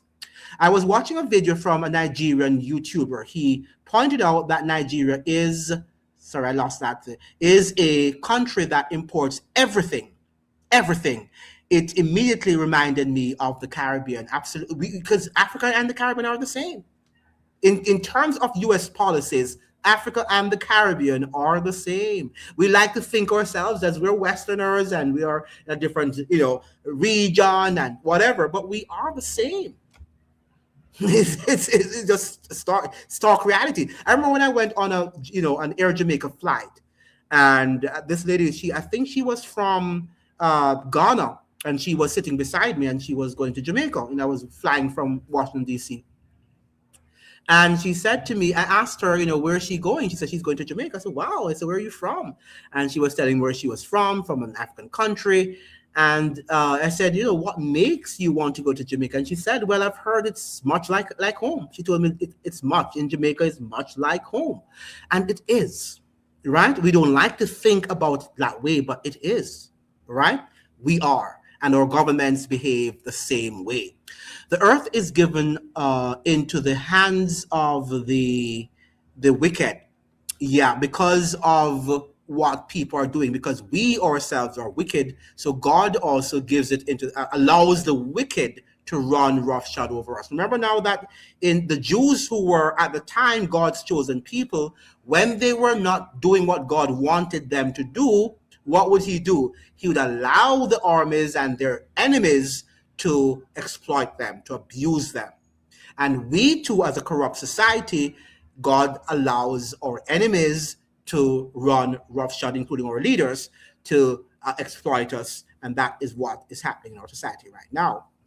The Barry Bull is whatever, make fee keep under enslavement. So we have, that is true. It is time to start teaching business and agriculture in primary and secondary school. Get rid of French and Spanish and teach that instead. I think we need to get to teach French and Spanish too, I think, because we need to communicate. with our other Caribbean, neighbors, the Dominican Republic and Cuba, Guadeloupe, Haiti. And so we need to learn the languages too, but I agree with you. We need to be more pragmatic with the, teaching, because we do teach agricultural science, but they focus more on theory than focusing on practical means of survival. We need to study about food also, food and nutrition, right? To tell us what we should take into our bodies. Many of us still don't know what is nutritious and not nutritious to our bodies. And this is about war. And, people might come and say, why are they talking about food and we're looking at dependent on the US? Because these are some of the things we depend on the US in terms of our food. Right? And they are, importing all of this food that we could produce in the Caribbean, which we no longer produce, and which we can produce much better quality than what is coming out of the US. But the US has allowed our governments to sign on to contracts and treaties that have not benefited our people. The vast majority of our people's focus is concentrated on surviving themselves by the politically less than the ideal choices they've been consistently making, even by abstain. Right? Absolutely. And we have to teach each other, even though people might say, what are you saying? You're talking nonsense. But we have to ensure that we educate our neighbors as to what really is going on. Jamaica and has the ability to make value-added food products. We have enough land and ideas, but where will the money come from to create these food manufacturing parks? We need a nutrient-dense diet. The question is always where the money is going to come from, but we get the money to do things what we want to do. Right? When we want to do sports events, when we want to invest in entertainment, we get the money. Right? So if we want to invest in healthy food, organic food, and parks, or whatever we call it, we can. Where there is a will, there is a way. But it's what the priority is. And we do not place enough priority on eating well in the Caribbean. We just like, as I'm saying, as the Rastafarians would say, to enter into the Babylonian system and buy and eat whatever they eat. So we go to the supermarket and we fill up our trolleys and we leave there feeling that we are rich and we feel good, right? We have lots of food to eat, right? But is what we're eating and putting into our bodies, is it healthy? No, and that's why we are getting sick every day. Nigeria's population is 242.4 million. They have the manpower to build anything that their hearts desire. The issue is the leaders' knowledge and belief in their own abilities or lack thereof. You're correct. And the same thing with us. And we would prefer StateX to bring our knowledge and skills to the US or to the UK or to a first world country, because we feel more important when somebody can say that I'm a doctor in the US, or I'm a pharmacist, or I'm a teacher, or whatever, and I teach in the US or I teach in the United Kingdom. So the slave mentality, the mindset of slavery is still there, right? And we have to get rid of that. But if we were nationalistic, as Americans are, then we would stay, and you're saying build our own countries and our resources. Now, I always say if there is enough money to thieve, then there is enough money to give to the people. Absolutely. But they don't want to give it to the people. They don't want to empower. Because if they should give you enough money, StateX, and everybody should be comfortable, and everybody should be educated, then the leaders will not be as important as they are, or as they perceive themselves to be. Why do you think we respect our leaders if we are honest enough? Because we see them living in mansions and they're walking with certain type of people, right? And then we ascribe to them this sort of importance. And then they look down upon us in the process. So they have to withdraw money from us when we are looking pitiful. Why do you think the slaves, when they were freed, that the whites, white people didn't want them to be free? Because they know that they would have opportunities to become like they are. And then you could not say that they are inferior because they would be doctors and lawyers and teachers and whatever, like you. And the politicians don't want the majority of its populace to live like that, because then it detracts from who we think they are. Good program, interesting chat. Yes, and thank you so much for joining. Yeah, because we need now to, David, to understand, why are we so dependent on the US? Why do we have to hearken to US requests every time the US knocks at our door? Why? Right? And then we complain when we actually, comply with US requests. We complain about the United States when it's our leaders who actually sign off on deals that enslave us. And then we say the United States is wicked and evil, and we want to think that our leaders are the ones who are innocent, and we should stick with them, we should side with them. But at the end of the day, they too have betrayed us. They too have sold us out. And they're the ones that we need to be able to challenge, which we are not challenging. As he's saying, hey, Rumination Network, I'm putting it to you to start a farm to begin feeding our people. Yeah, if you give me some money, I will do that. Remember, all these, yeah, that's another thing. All of these things require money. And you did say that, where's a will, there's a way. But if we can come together as a Cockings, if we can join our hearts together, if all of us here can come together and we can pool our resources or monies together, maybe we can form one. Right? But depending on one person in terms of getting all the economic resources, I would say I'm the first one to be at the back of the line in terms of economic resources, in terms of ideas and the willingness to help and being physically there to help with it. Yeah, I would be first in line, but I'm at the back of the line where economics is concerned. I am loving the exchange of ideas on the program. Yeah, I really like it. I really like it because it makes us understand that we are all here to learn from each other, right? This is not a lecture. This is exchange of ideas, because we don't know it all. And there are some people with great ideas that we've never thought about. And that is what it means to be on this program. I could see him farming, get some tall boots. Yeah, I could. And I love farming. I don't have a problem with farming. I think it's one of the healthiest things to do. And do you know, when you write an essay, right, and you finish it and you've edited it and the piece is published, do you understand the sort of pride that, you get from having written that essay?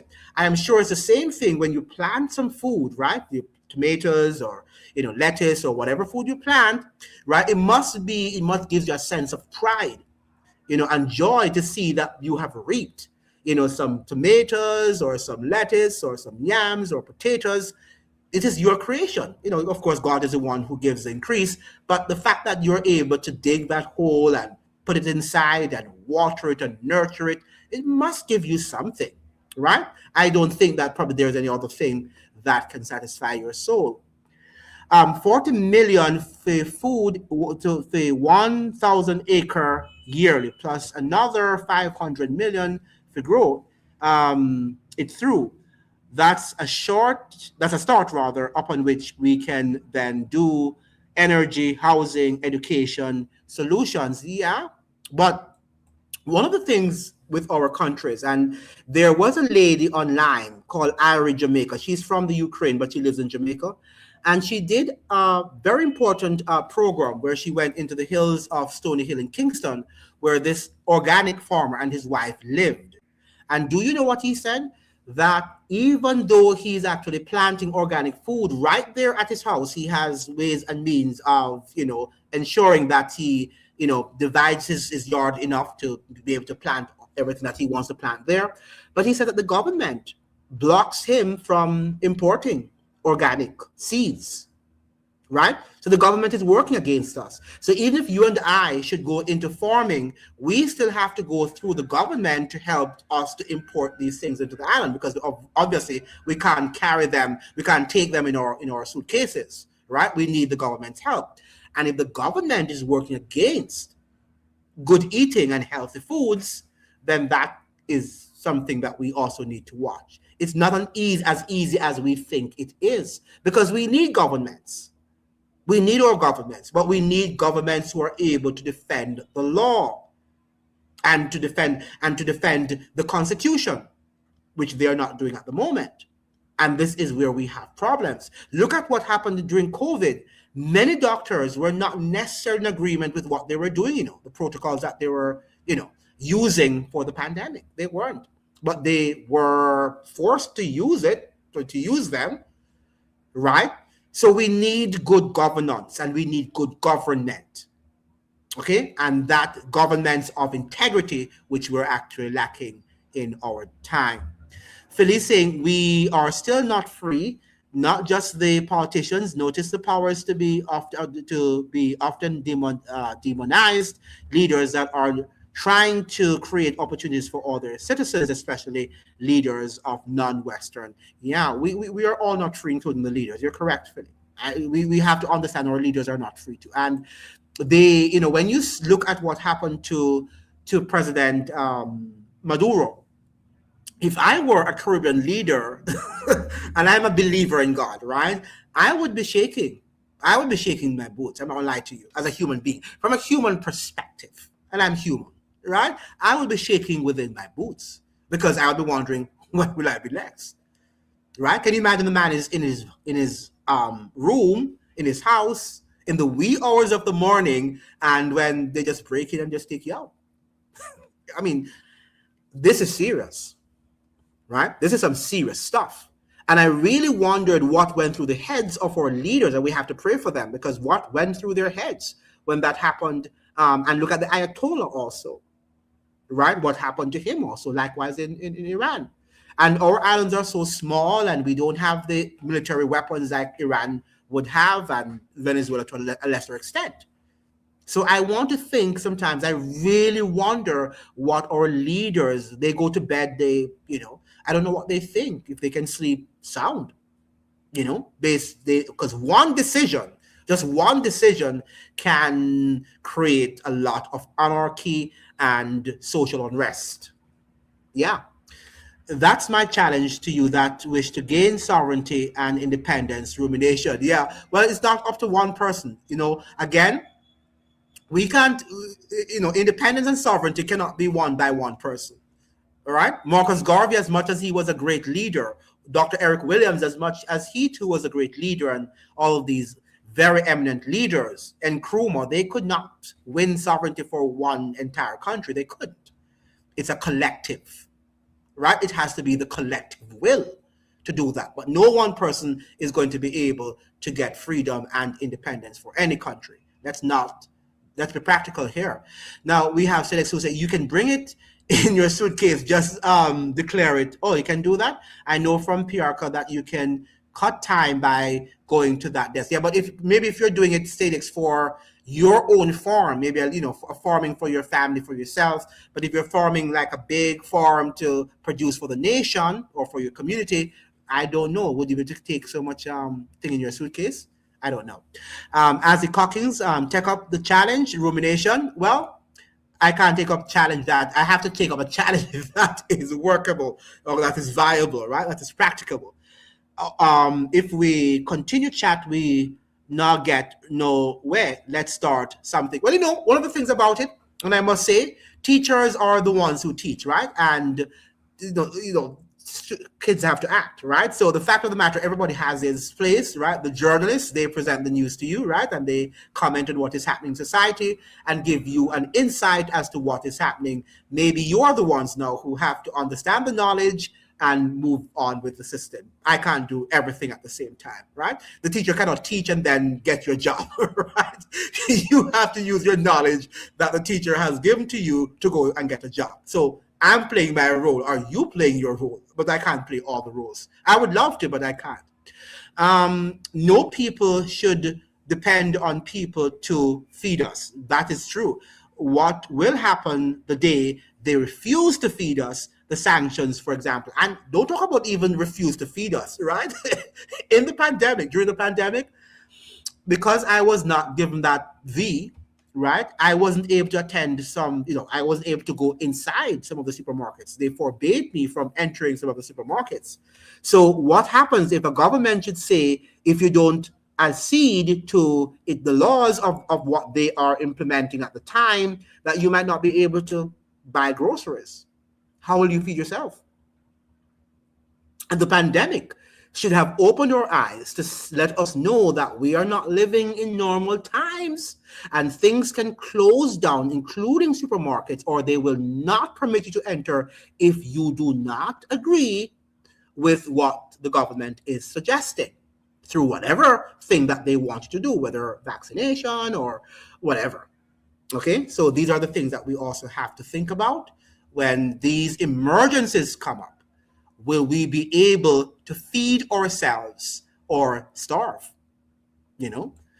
Celix is saying, what happened to President Maduro and his wife is a complete violation of international law. It is. But remember, the president said he doesn't care about international law anymore. It was practiced for Iran. If Venezuela had prevailed, the U.S. would have thought twice about. Correct. I think if Venezuela had prevailed, they would have had to back down on Iran. And that is why they went to Venezuela first, and they violated, as you're saying, the principles of international law. And after doing that, and the UN did not do anything about it. The United Nations didn't do anything about it. We didn't complain much about it. So it normalized it. So right now, Trump has normalized violating the violation of international law. They can do anything that they want to do at the moment. Right? So Venezuela has set that precedence. David is saying, when World War III ends with satellites knocked out of orbit and superpowers limping with injuries and too weak for greed, you'll see how well we'll do with what we have. You're correct. But, I hope that will never happen, David. I hope World War III will never happen, because I think they will just want to get rid of all of us, as a matter of fact, or most of us. So boy, chattings then. Well, your teacher too. What did your teacher do? Did she chat, or did she go and get the job for you? Right? She gave you the knowledge, so you have to go and use the knowledge to fight. Right? I think Jamaica should start with something simple like juice manufacturing. Jamaica has significant food waste, one of the highest per capita in the world. Think of the fruits that are correct. Wasted each year. I agree 100% with you. But I think if we could get Mistress Kaola a way of making, what you call it now, healthy juices. We can't be making all of these, sugary juices, some juices that are healthy, I think, because people are trying now to eat as much as possible healthy. That would be great. You're correct. But again, some of these, treaties that we enter into seem not to allow us, to permit us to do that. And that is what is happening in the region. And that is why wars are happening, with Iran. It's not because Iran is a bad state.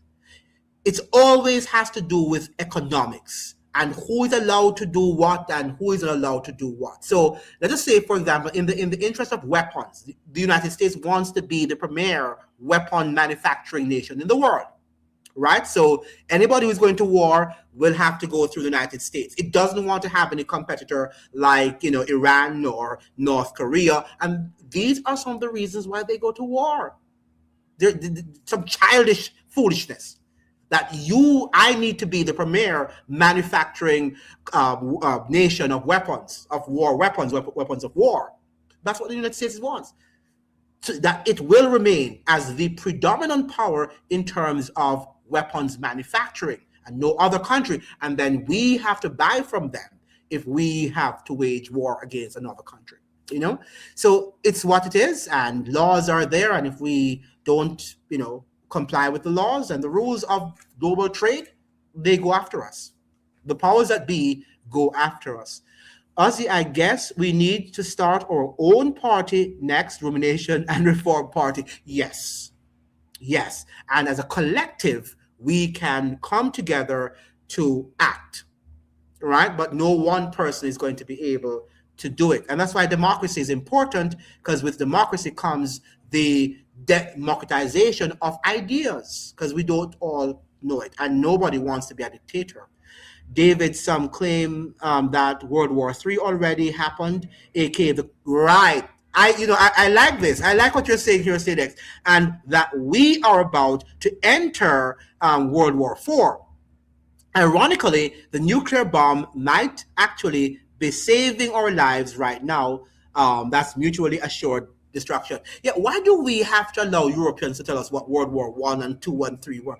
Because as far as I'm concerned, the Cold War was World War III. Right? The Cold War was World War III. They never had a break, and they went right back into a war with the Cold War after World War II.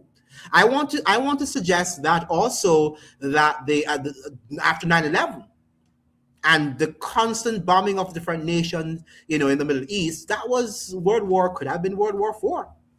We're now entering World War V. Because I think that we, if Europeans don't say that something is something and their wars are international wars or whatever, then it is not. But we have to change the narrative to, and I like what Siddiq says, because I've always thought about it. Why do we think World War III is what was the Cold War? Millions of people died during the Cold War, and it was also global, wasn't it? Then we have Phyllis saying, just say IMF tried to have countries implement austerity. Yeah. It is that's what they do. They suffocate your country. World War V, yeah. World War V. We are in World War V. It is sad that most of you, I don't know, I was born in the 70s, so I'm a child of the 70s. But since the 70s and onward, I think we're just grown up here every time there's a war, because we grew up in the Cold War era, right? Those of us in the 70s, 60s, 50s, 60s, 70s would have grown up during that Cold War era. Think about, but the Cold War was almost far away from us. Well, I shouldn't say that, because Jamaica was destabilized, Grenada was invaded, so it had direct bearing on the Caribbean too, the Cold War. However, when you think about the generations after the 70s, right? I think we are Generation X, the generation that came after the 70s, 60s, 70s, and so on, that they grew up in a world after 9/11, just every year is a war. It's just been a war, Iraq, Libya, Syria. It was just ongoing.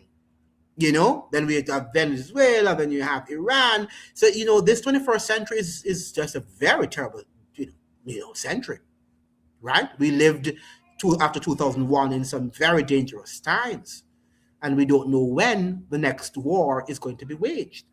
So those of you who are having children now, they're going to be accustomed to a world of war, right? That is sad to know that they're coming up into an age where it's just war that we're talking about, and violence. They will know nothing of a so-called, at least for those of us who live in the West, of having enjoyed some times of peace. Right? Can you imagine that? That children who are being born now are going to be called warlike children, because from the womb, their mothers are interacting with wars. They're listening to the news and they're hearing, right? We think from the womb, babies are hearing what their parents are hearing, and they're eating what their parents are eating, the emotional state of their parents, the mother, particularly, right? Can you think about that? It's almost unthinkable, unimaginable to think that we are nurturing a complete generation of just war, who think that war is the norm. Now, did you ever look at the strange findings at a place called, is it Mohenjo-Daro? Ground turned into a scorched earth glass, the kind of glass only seen after a nuclear blast. People died where they stood. No, I've never heard about that. But I could look into it. Thank you for bringing it to my attention. It's one of those strange archaeological, anomalies.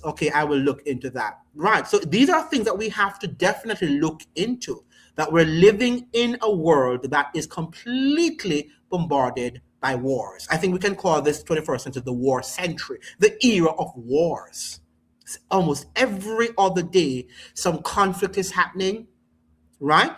The Ukraine war, we had COVID-19, and it's just going on every year since then is just something that is, somebody is being bombed or whatever. What world are we really living in? And if countries like Iran and Venezuela, they can't stand up, well, they're standing up the best that they can do. They can't, what should I say now, they can't prevent their presidents from being murdered or taken out of power, right? What can we do here in the Caribbean, right? What can our prime ministers and presidents do when we don't have any military? Well, we have militaries, but they're not as strong as we would have loved them to be to defend us. Our economic system is weak, right? We're tied to Washington and the Western infrastructure. Yes, there has always been war, even in Central and South America, right? It's just the popularity of social media bringing it right up to the front. You're correct. You're correct. I think that you're right. When you think about it, in the 1970s and 80s, we had wars in Latin America, right? We had when the United States was fighting against people who believed in the freedom movements. What do you call them again? Those that was practiced in the liberation movements, with the philosophy of the liberation theology, when you had the left wings in El Salvador and in the countries in Central America and South America. As he said, there were many instability there going on, but we are seeing some very unusual wars now, though, I must say, almost every day, and these wars are consequential. Right, these wars, because look at what is happening in Iran. They're saying that out of the Strait of Hormuz, we get 20% of our energy. Think about that. 20% of the world's energy flows through the Strait of Hormuz. So think about if that is destroyed and the problems that could create for global trade. So yeah, while I'm not undermining what took place, you're right, Philly, that we've always had wars, but there seems to be a situation right now where even international law is being stripped away and nobody can say anything. At least in those wars, Philly, people would expose them. You'd have investigative journalism, the Vietnam War. Right now, you can't speak out, because if you speak out, you face recrimination in the United States. Visas can be taken. You can be imprisoned. You can be unalived. Right? So we're living in some serious times, some dark times. It's not some times now that we can take for granted, thinking that we are in, living in paradise, because we're not. Yeah, we have Jamaica is lucky we don't live in a direct war zone. If the U.S. decided to snatch Andrew Holness like they did to Maduro, there is nothing we could do. The only reason they would not snatch him because he's following what they want him to do. Remember, now it's not just a war zone. It's what the United States can make any zone into a war zone. So if it wants Trinidad to say that Mrs. Carmen Persson decides not to follow a diktat from the U.S. tomorrow, they will turn on her, right? They will turn on her. She's not their friend. She's just doing what she's doing now. But if Trinidad decides not to comply with a U.S. diktat tomorrow, they are going to turn on Trinidad and Tobago. Philly Yardy brought up a good point. Yes, I came to the conclusion recently that social media actually sped up. He's correct. Everything. I remember when news was daily, TV shows daily. Now it's every second, all the time, which is also, it's good and it's also bad, right? Because we get a lot of misinformation. Even though I don't believe in their misinformation nonsense sometimes that's come from the government, but there is a lot of misinformation there online, right? And we have to be careful when these come out, secondly, without verification, right? And sometimes they misinform us. And again, AI. The problem of AI also being used, and you don't know if what you're seeing is true or it's false, right? So a lot of the news I see too, I have to wait. I have to do a lot more research to find out if it's true or it's not true. But you're right that the social media really have allowed us to interact with news much more faster and much more efficiently than we could in times past. And the speeding up has a real effect on politics and everything. Yeah, and that's why they want to get rid of social media, or if not get rid of it, they are controlling it with their algorithm. So the algorithm is going to control everything that we say, what can be diffused to a large audience, right? By the way, remember to like the video and to share the live here with people so that they can watch it, because the algorithm is not going to do it. So all of that is what we have to look carefully at. We have to look carefully at how they are controlling the diffusion of information, and who they allow to send to the world and who they don't. So this is the challenge we're facing right now. Okay, so what do we think? How can we free ourselves? Let's end now. How can we free ourselves? We're coming down to the end of the live. One thing Trump is doing that is good, he's removing the mask. Absolutely, he's removing the mask from the deep state and exposing the empire. And that's what he's done. Trump is just more overt and without the usual narrative. And he said that too. He said, the team says that they are going to remove the mask and all of this niceties of the United States being a democracy. They say that they're removing that, right? And showing that the U.S. has to expand on its empire. It has to be the predominant power in the world. And they can't be the nice guys that they used to be. That's what Marco Rubio and these guys are saying. We are coming into a time of information overload, right? And information warfare, right? Because the majority of people out there are, they are informed according to what they are listening to, but are they informed about the truth? Are they empowered by what they're listening to? That's another thing, because most of what is coming out as news on social media is really heavily tainted with ideology and what you think the world should be. Maybe not what the world is, but what you think the world should be. That is what I'm seeing coming out of social media. Because again, views also, people are thinking about views, and you have to be in this sort of box for the algorithm to push your video forward, right? You have to remain in a box, and people just do it for views. And people feel as if they're, this person has 500K views, right? Because the person is telling you what you want to hear. And I'm not saying that they're not good, what you call it now, analyses that, you can generate 500K views. But for the most part, people are going to do it based on what the algorithm wants them to produce, right? So how can we liberate ourselves? As we are saying, we're looking at food, we're controlled. We're seeing that they control our agricultural products. We look at diplomacy, we have to adhere to US foreign policy. We're looking at our education. We're simply following what they do there now. I mean, we no longer have a distinctive Caribbean education anymore. It's US tainted. I would end on this: when the world becomes uncertain, sit down and think about what is certain in your life, your country, and what you want to achieve moving forward. Thanks for the good talk. Very, very good. This is very, very good. But how can we, StateX, how can we free ourselves? How can we free ourselves from all of what we see around us? How can we empower ourselves by just simply, standing up to the United States? Are we able to stand up to the United States? Or is it that our hands are tied? Good night, everyone. Sorry. Yeah, good night, Stephen. Yes.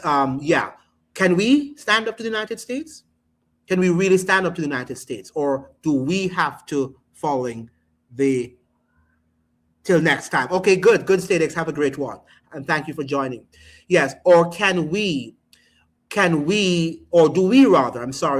we have to just follow the diktats of the United States? Can we stand up to the United States? And if we can, how can we do so? We have in the past, and we can do it again.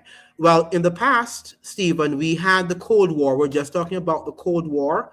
And, at that time, the US had a major competitor, which was the Soviet Union. Some people might say China is a competitor, but, is China the competitor at the level that we would see the Soviet Union as? So yeah, so the US was a little less belligerent in the sense that it wanted to capture as many people on its side and not for them to go over to the Soviet Union side. But in today's world, we just have this technocratic system that we see now where there are powers vying for supremacy, but they don't have any distinctive ideologies, right? As we had during the days of the Cold War, where you had the Soviet Union being left-wing and perhaps communist, socialist, while the United States and the Western powers were more capitalist, right? So we had a sort of choice then, and the US was maneuvering its way. Now it's no longer maneuvering its way. Now it's saying that I am the preeminent power and you do what I tell you, right? As Phil is saying that, the mask has been removed from the US. If there was a powerful country in Africa, we could fight back, but sadly, they still have colonized mindset. And they're on the agenda of the US, correct? Right? Because there is no, if you've been to school with Africans, right? They're very Western minded, the ones who come from, they want to work in Hollywood, they want to work on Wall Street, they want to rub shoulders with the most powerful. They like it. They don't look forward to, talking about this Black empowerment as we do. Most of them don't. Right? Most of them don't. They want the best jobs and the best, being closer to the colonial master for them is powerful. I would say this again. We can all. Oh, sorry. Before let me go to Al, and then I come back to you. Alpha Rowan is saying, if another country behaves like the U.S. and Israel, hell, would they be considered a terrorist? They would. They would. If another country behaved, and that is what many people are saying, Alpha Rowan, that how is it that the United Nations is blaming Iran for what it's doing, yet it's not blaming the aggressor, the United States and Israel? And that is why the United Nations is dead, right? And the United Nations is siding with Western powers like the United States and Israel, because they have not called out Israel and the United States. They have called out Iran for the strikes that it has done. But why? They were only responding because of the United States and Israel's aggression. I would say this again. We can always speak our mind. We have the right to, but we must learn to fake smile when it becomes necessary. You're correct. How long before Trump renames the Caribbean the Ameribian? Very soon. Nigerians are doctors they're doctors, and they're also business people too. They lots of them work on Wall Street. I went to school with some of them, and lots of them are on Wall Street. They work and they want to hobnob with the most, the richest and wealthiest of these people. Right, so you have a lot of Nigerian economists also, and they're pharmacists as well, and they're in almost all fields. They're very smart people. When your hand is in an alligator's mouth, take it out slowly. We can create a small food systems, manufacturing, micro solar grids, multiple rainwater. Yeah, and if all of us, as I'm saying, in our own communities should start these things, then we could fight against them. Are we going to do it and have a big industry? Maybe not. But if we have small communities doing these things, practicing them, then is the time that we will be able to fight against what they are doing. Imagine that a country can invade your country, and if your countrymen fight their troops, they will label them terrorists and criminals. That's exactly what they do. And that is what they're doing with the war on drugs too, and the war on gangs, right? Their gangs are okay, and their criminals are okay, their drug lords are okay, but yours is not. All right, that's exactly the same game they're playing.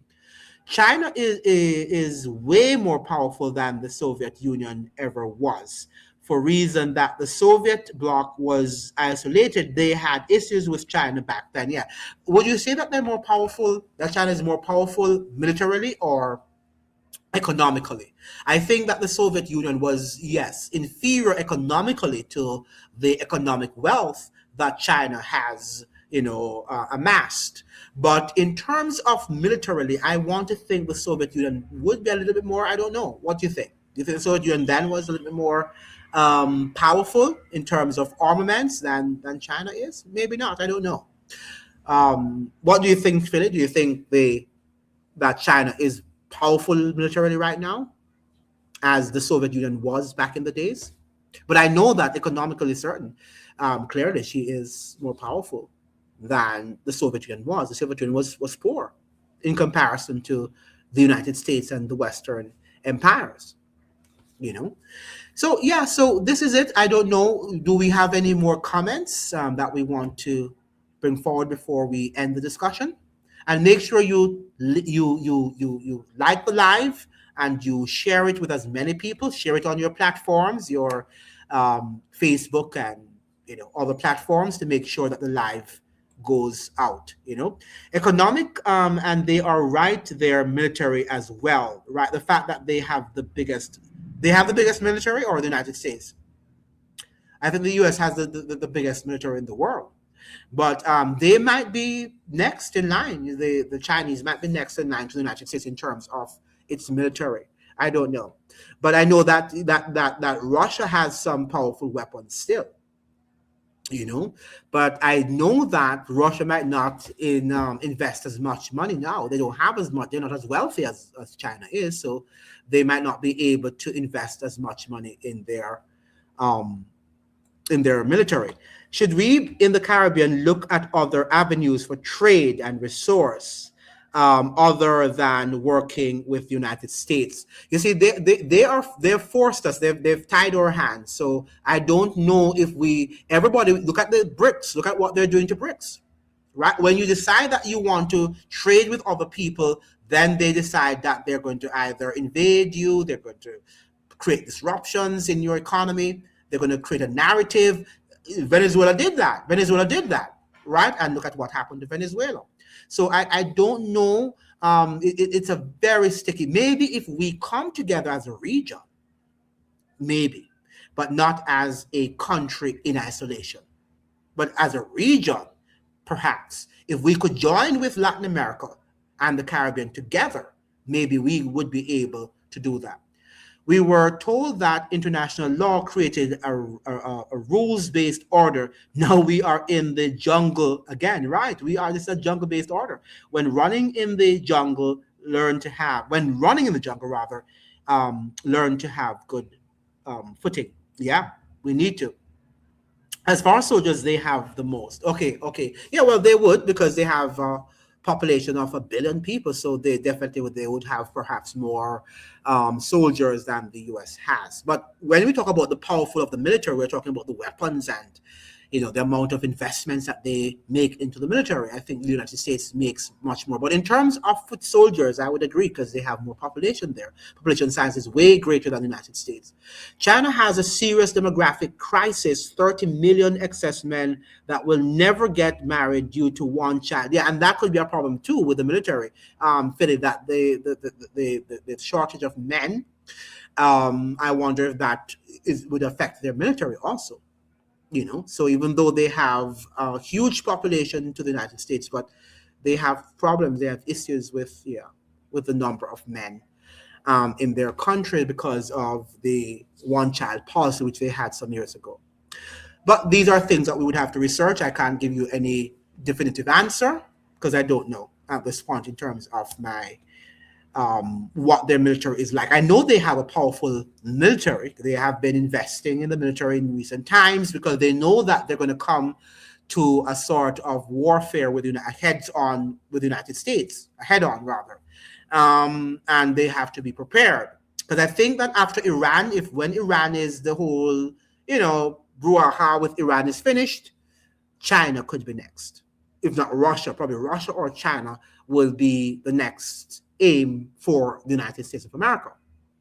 So remember too that the wars are waged because it's profitable, and they don't want to stop wars because the empire feeds off war. So even if the war is not real, sometimes it's imagined, it's going to be a war. Status is saying you can beat America if you are willing to stomach huge losses and never give up. That's true, no matter what. The Viet Cong and the Taliban proved that. Well, yeah. Let's see, because they didn't want to leave Vietnam. I was saying they wanted to remain there, but the Americans insisted that they leave. And because of the investigative journalism done by, what's his name again, the guy that was the one who revealed all of what was happening in Vietnam, because of those stories, investigative journalism, the war had to stop, had to cease. But now there is no investigative journalism anymore. So people are kept in the dark, and the U.S. can do whatever. Look at what Trump is saying. He's saying that if he's going to attack a nation, he's not going to tell Americans. He doesn't have to tell Americans what he's doing. Those things could not have happened during the Vietnam War. Americans would have protested and say, how dare the president say that he doesn't have to, tell them what he's doing, right? So now the presidency of the United States is not the presidency of yesteryear. It's a different sort of presidency, where they can operate through secrecy and not through democracy. So this is what we face now. We are not living in democratic societies, and that's why it's very difficult to fight back, because the enemy does everything in secrecy. And how do we know what is real from what is not real? US weapons are overpriced. Keep that in mind. Yes, they are. And China and Russia, a bigger industrial base, they also get more for their buck in weaponry. You think that they get more for their dollars in weaponry? I don't know about that. But maybe you have some facts there. I think that the United States is the premier producer of weapons and earns more. And forces, what the United States does to it, forces nations to buy its weapons. So even in the IMF deals that they have there, part of some of the agreements in secret, they force nation states to buy weapons that are not, even if they're not at war with any other nation. So I think the United States, by sheer, influence it has over the world, would have more from arms sale than Russia and China. That's my opinion. I'm not sure if that's true. It's amazing they have a big military, but very small homeless population. What are they doing that the United States is not doing? Yeah, they have because they invest less in their military than the United States. So while they're investing in there, but remember that the United States invests more in its military than all the industrialized nations of the world. All of them, including China, Russia, China, Iran, North Korea, all of them. The U.S. invests more in its military than all of these, industrialized nations. 70% of the Jamaican voting population abstained in the last election. We get the numbers to reshape the political direction. We just need to organize now, and I got a plan. Great. The thing about it, though, the ones who stayed back does not necessarily mean that they want change. They just didn't want to vote, or just opted not to vote, right? But it's not that they are sometimes discontent. Well, they might be discontented with what they're seeing, but they're not willing to rise up against the government, right? Many of them still would not rise up and they would not even want to come and listen to what we are doing right now. They don't care, right? They just didn't vote, right? That's what it's all about. Americans' invincible reputation is cracking. It will be embarrassing and that is why it is cracking. And Mistress Cowler, it is cracking, but here's the point now that is dangerous. Because it is waning, they are using violence. They are now using violence to reclaim. What do you think happened when the slaves rebelled on the plantation? Then they use extreme violence for the slaves to be kept in their places. Right, and we have China has become strong because Western managers wanted to squeeze out every last cent from production, correct? And we have to remember this. We have to remember this. Very good point, Stadex. If the US changes its mindset, it could make a deal with China to avert a war. It could. As the article said, they can make agreements and they can negotiate. They can prevent wars, but they don't want to because we have to buy arms and they want their arms to be sold. If there's no war, arms won't be sold. Right? And that's the whole thing. If there are no wars, then the arms will not be sold. And they want their arms to be sold. Yeah, their weaponry are getting exposed in Israel. Yeah, but they don't care. They don't care. They don't care. Once it's sold, and people are making money, 70% is shocking. But that's the same thing that happened to Barbados. Barbados had what the population was a very tiny, minute percentage of the population that went out to vote for Mia Mottley. It was almost the same. So it's the same in Jamaica, the same in Barbados, and same in a lot of these countries. Julian Assange was made an example of to scare independent journalism. Correct. Since then, we have not, and they have also implemented laws against that too, right? Of independent journalism. Every election should have the option none of the above.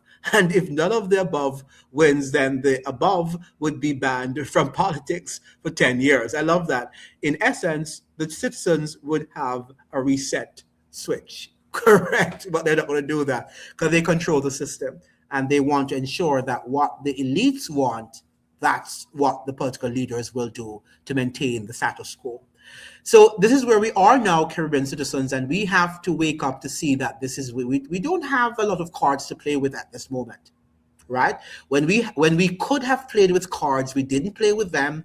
So right now we have very limited cards, if there's any, and we just have to play with the limited ones that we have in our hands and see the best that we can do. But there's no hope in the system that we have here right now. No hope. The only hope that we have is that we will be able to come to a realization of the truth, educate our neighbors and empower them, and our neighbors can refuse whatever systems that they are trying to impose upon us as a people, as citizenry of the Caribbean region. Thank you so much for joining. It was a great conversation, and we hope if we can have another one, maybe next week on Sunday. Maybe on Sunday we can have another live. Make sure you share the live, that they can be replayed and people can listen, and like the live too before you go, that we can spread the message near and far. Any questions before we leave? If not, have yourselves a great evening, and until then, Sunday perhaps, we'll have another scintillating conversation. Bye-bye.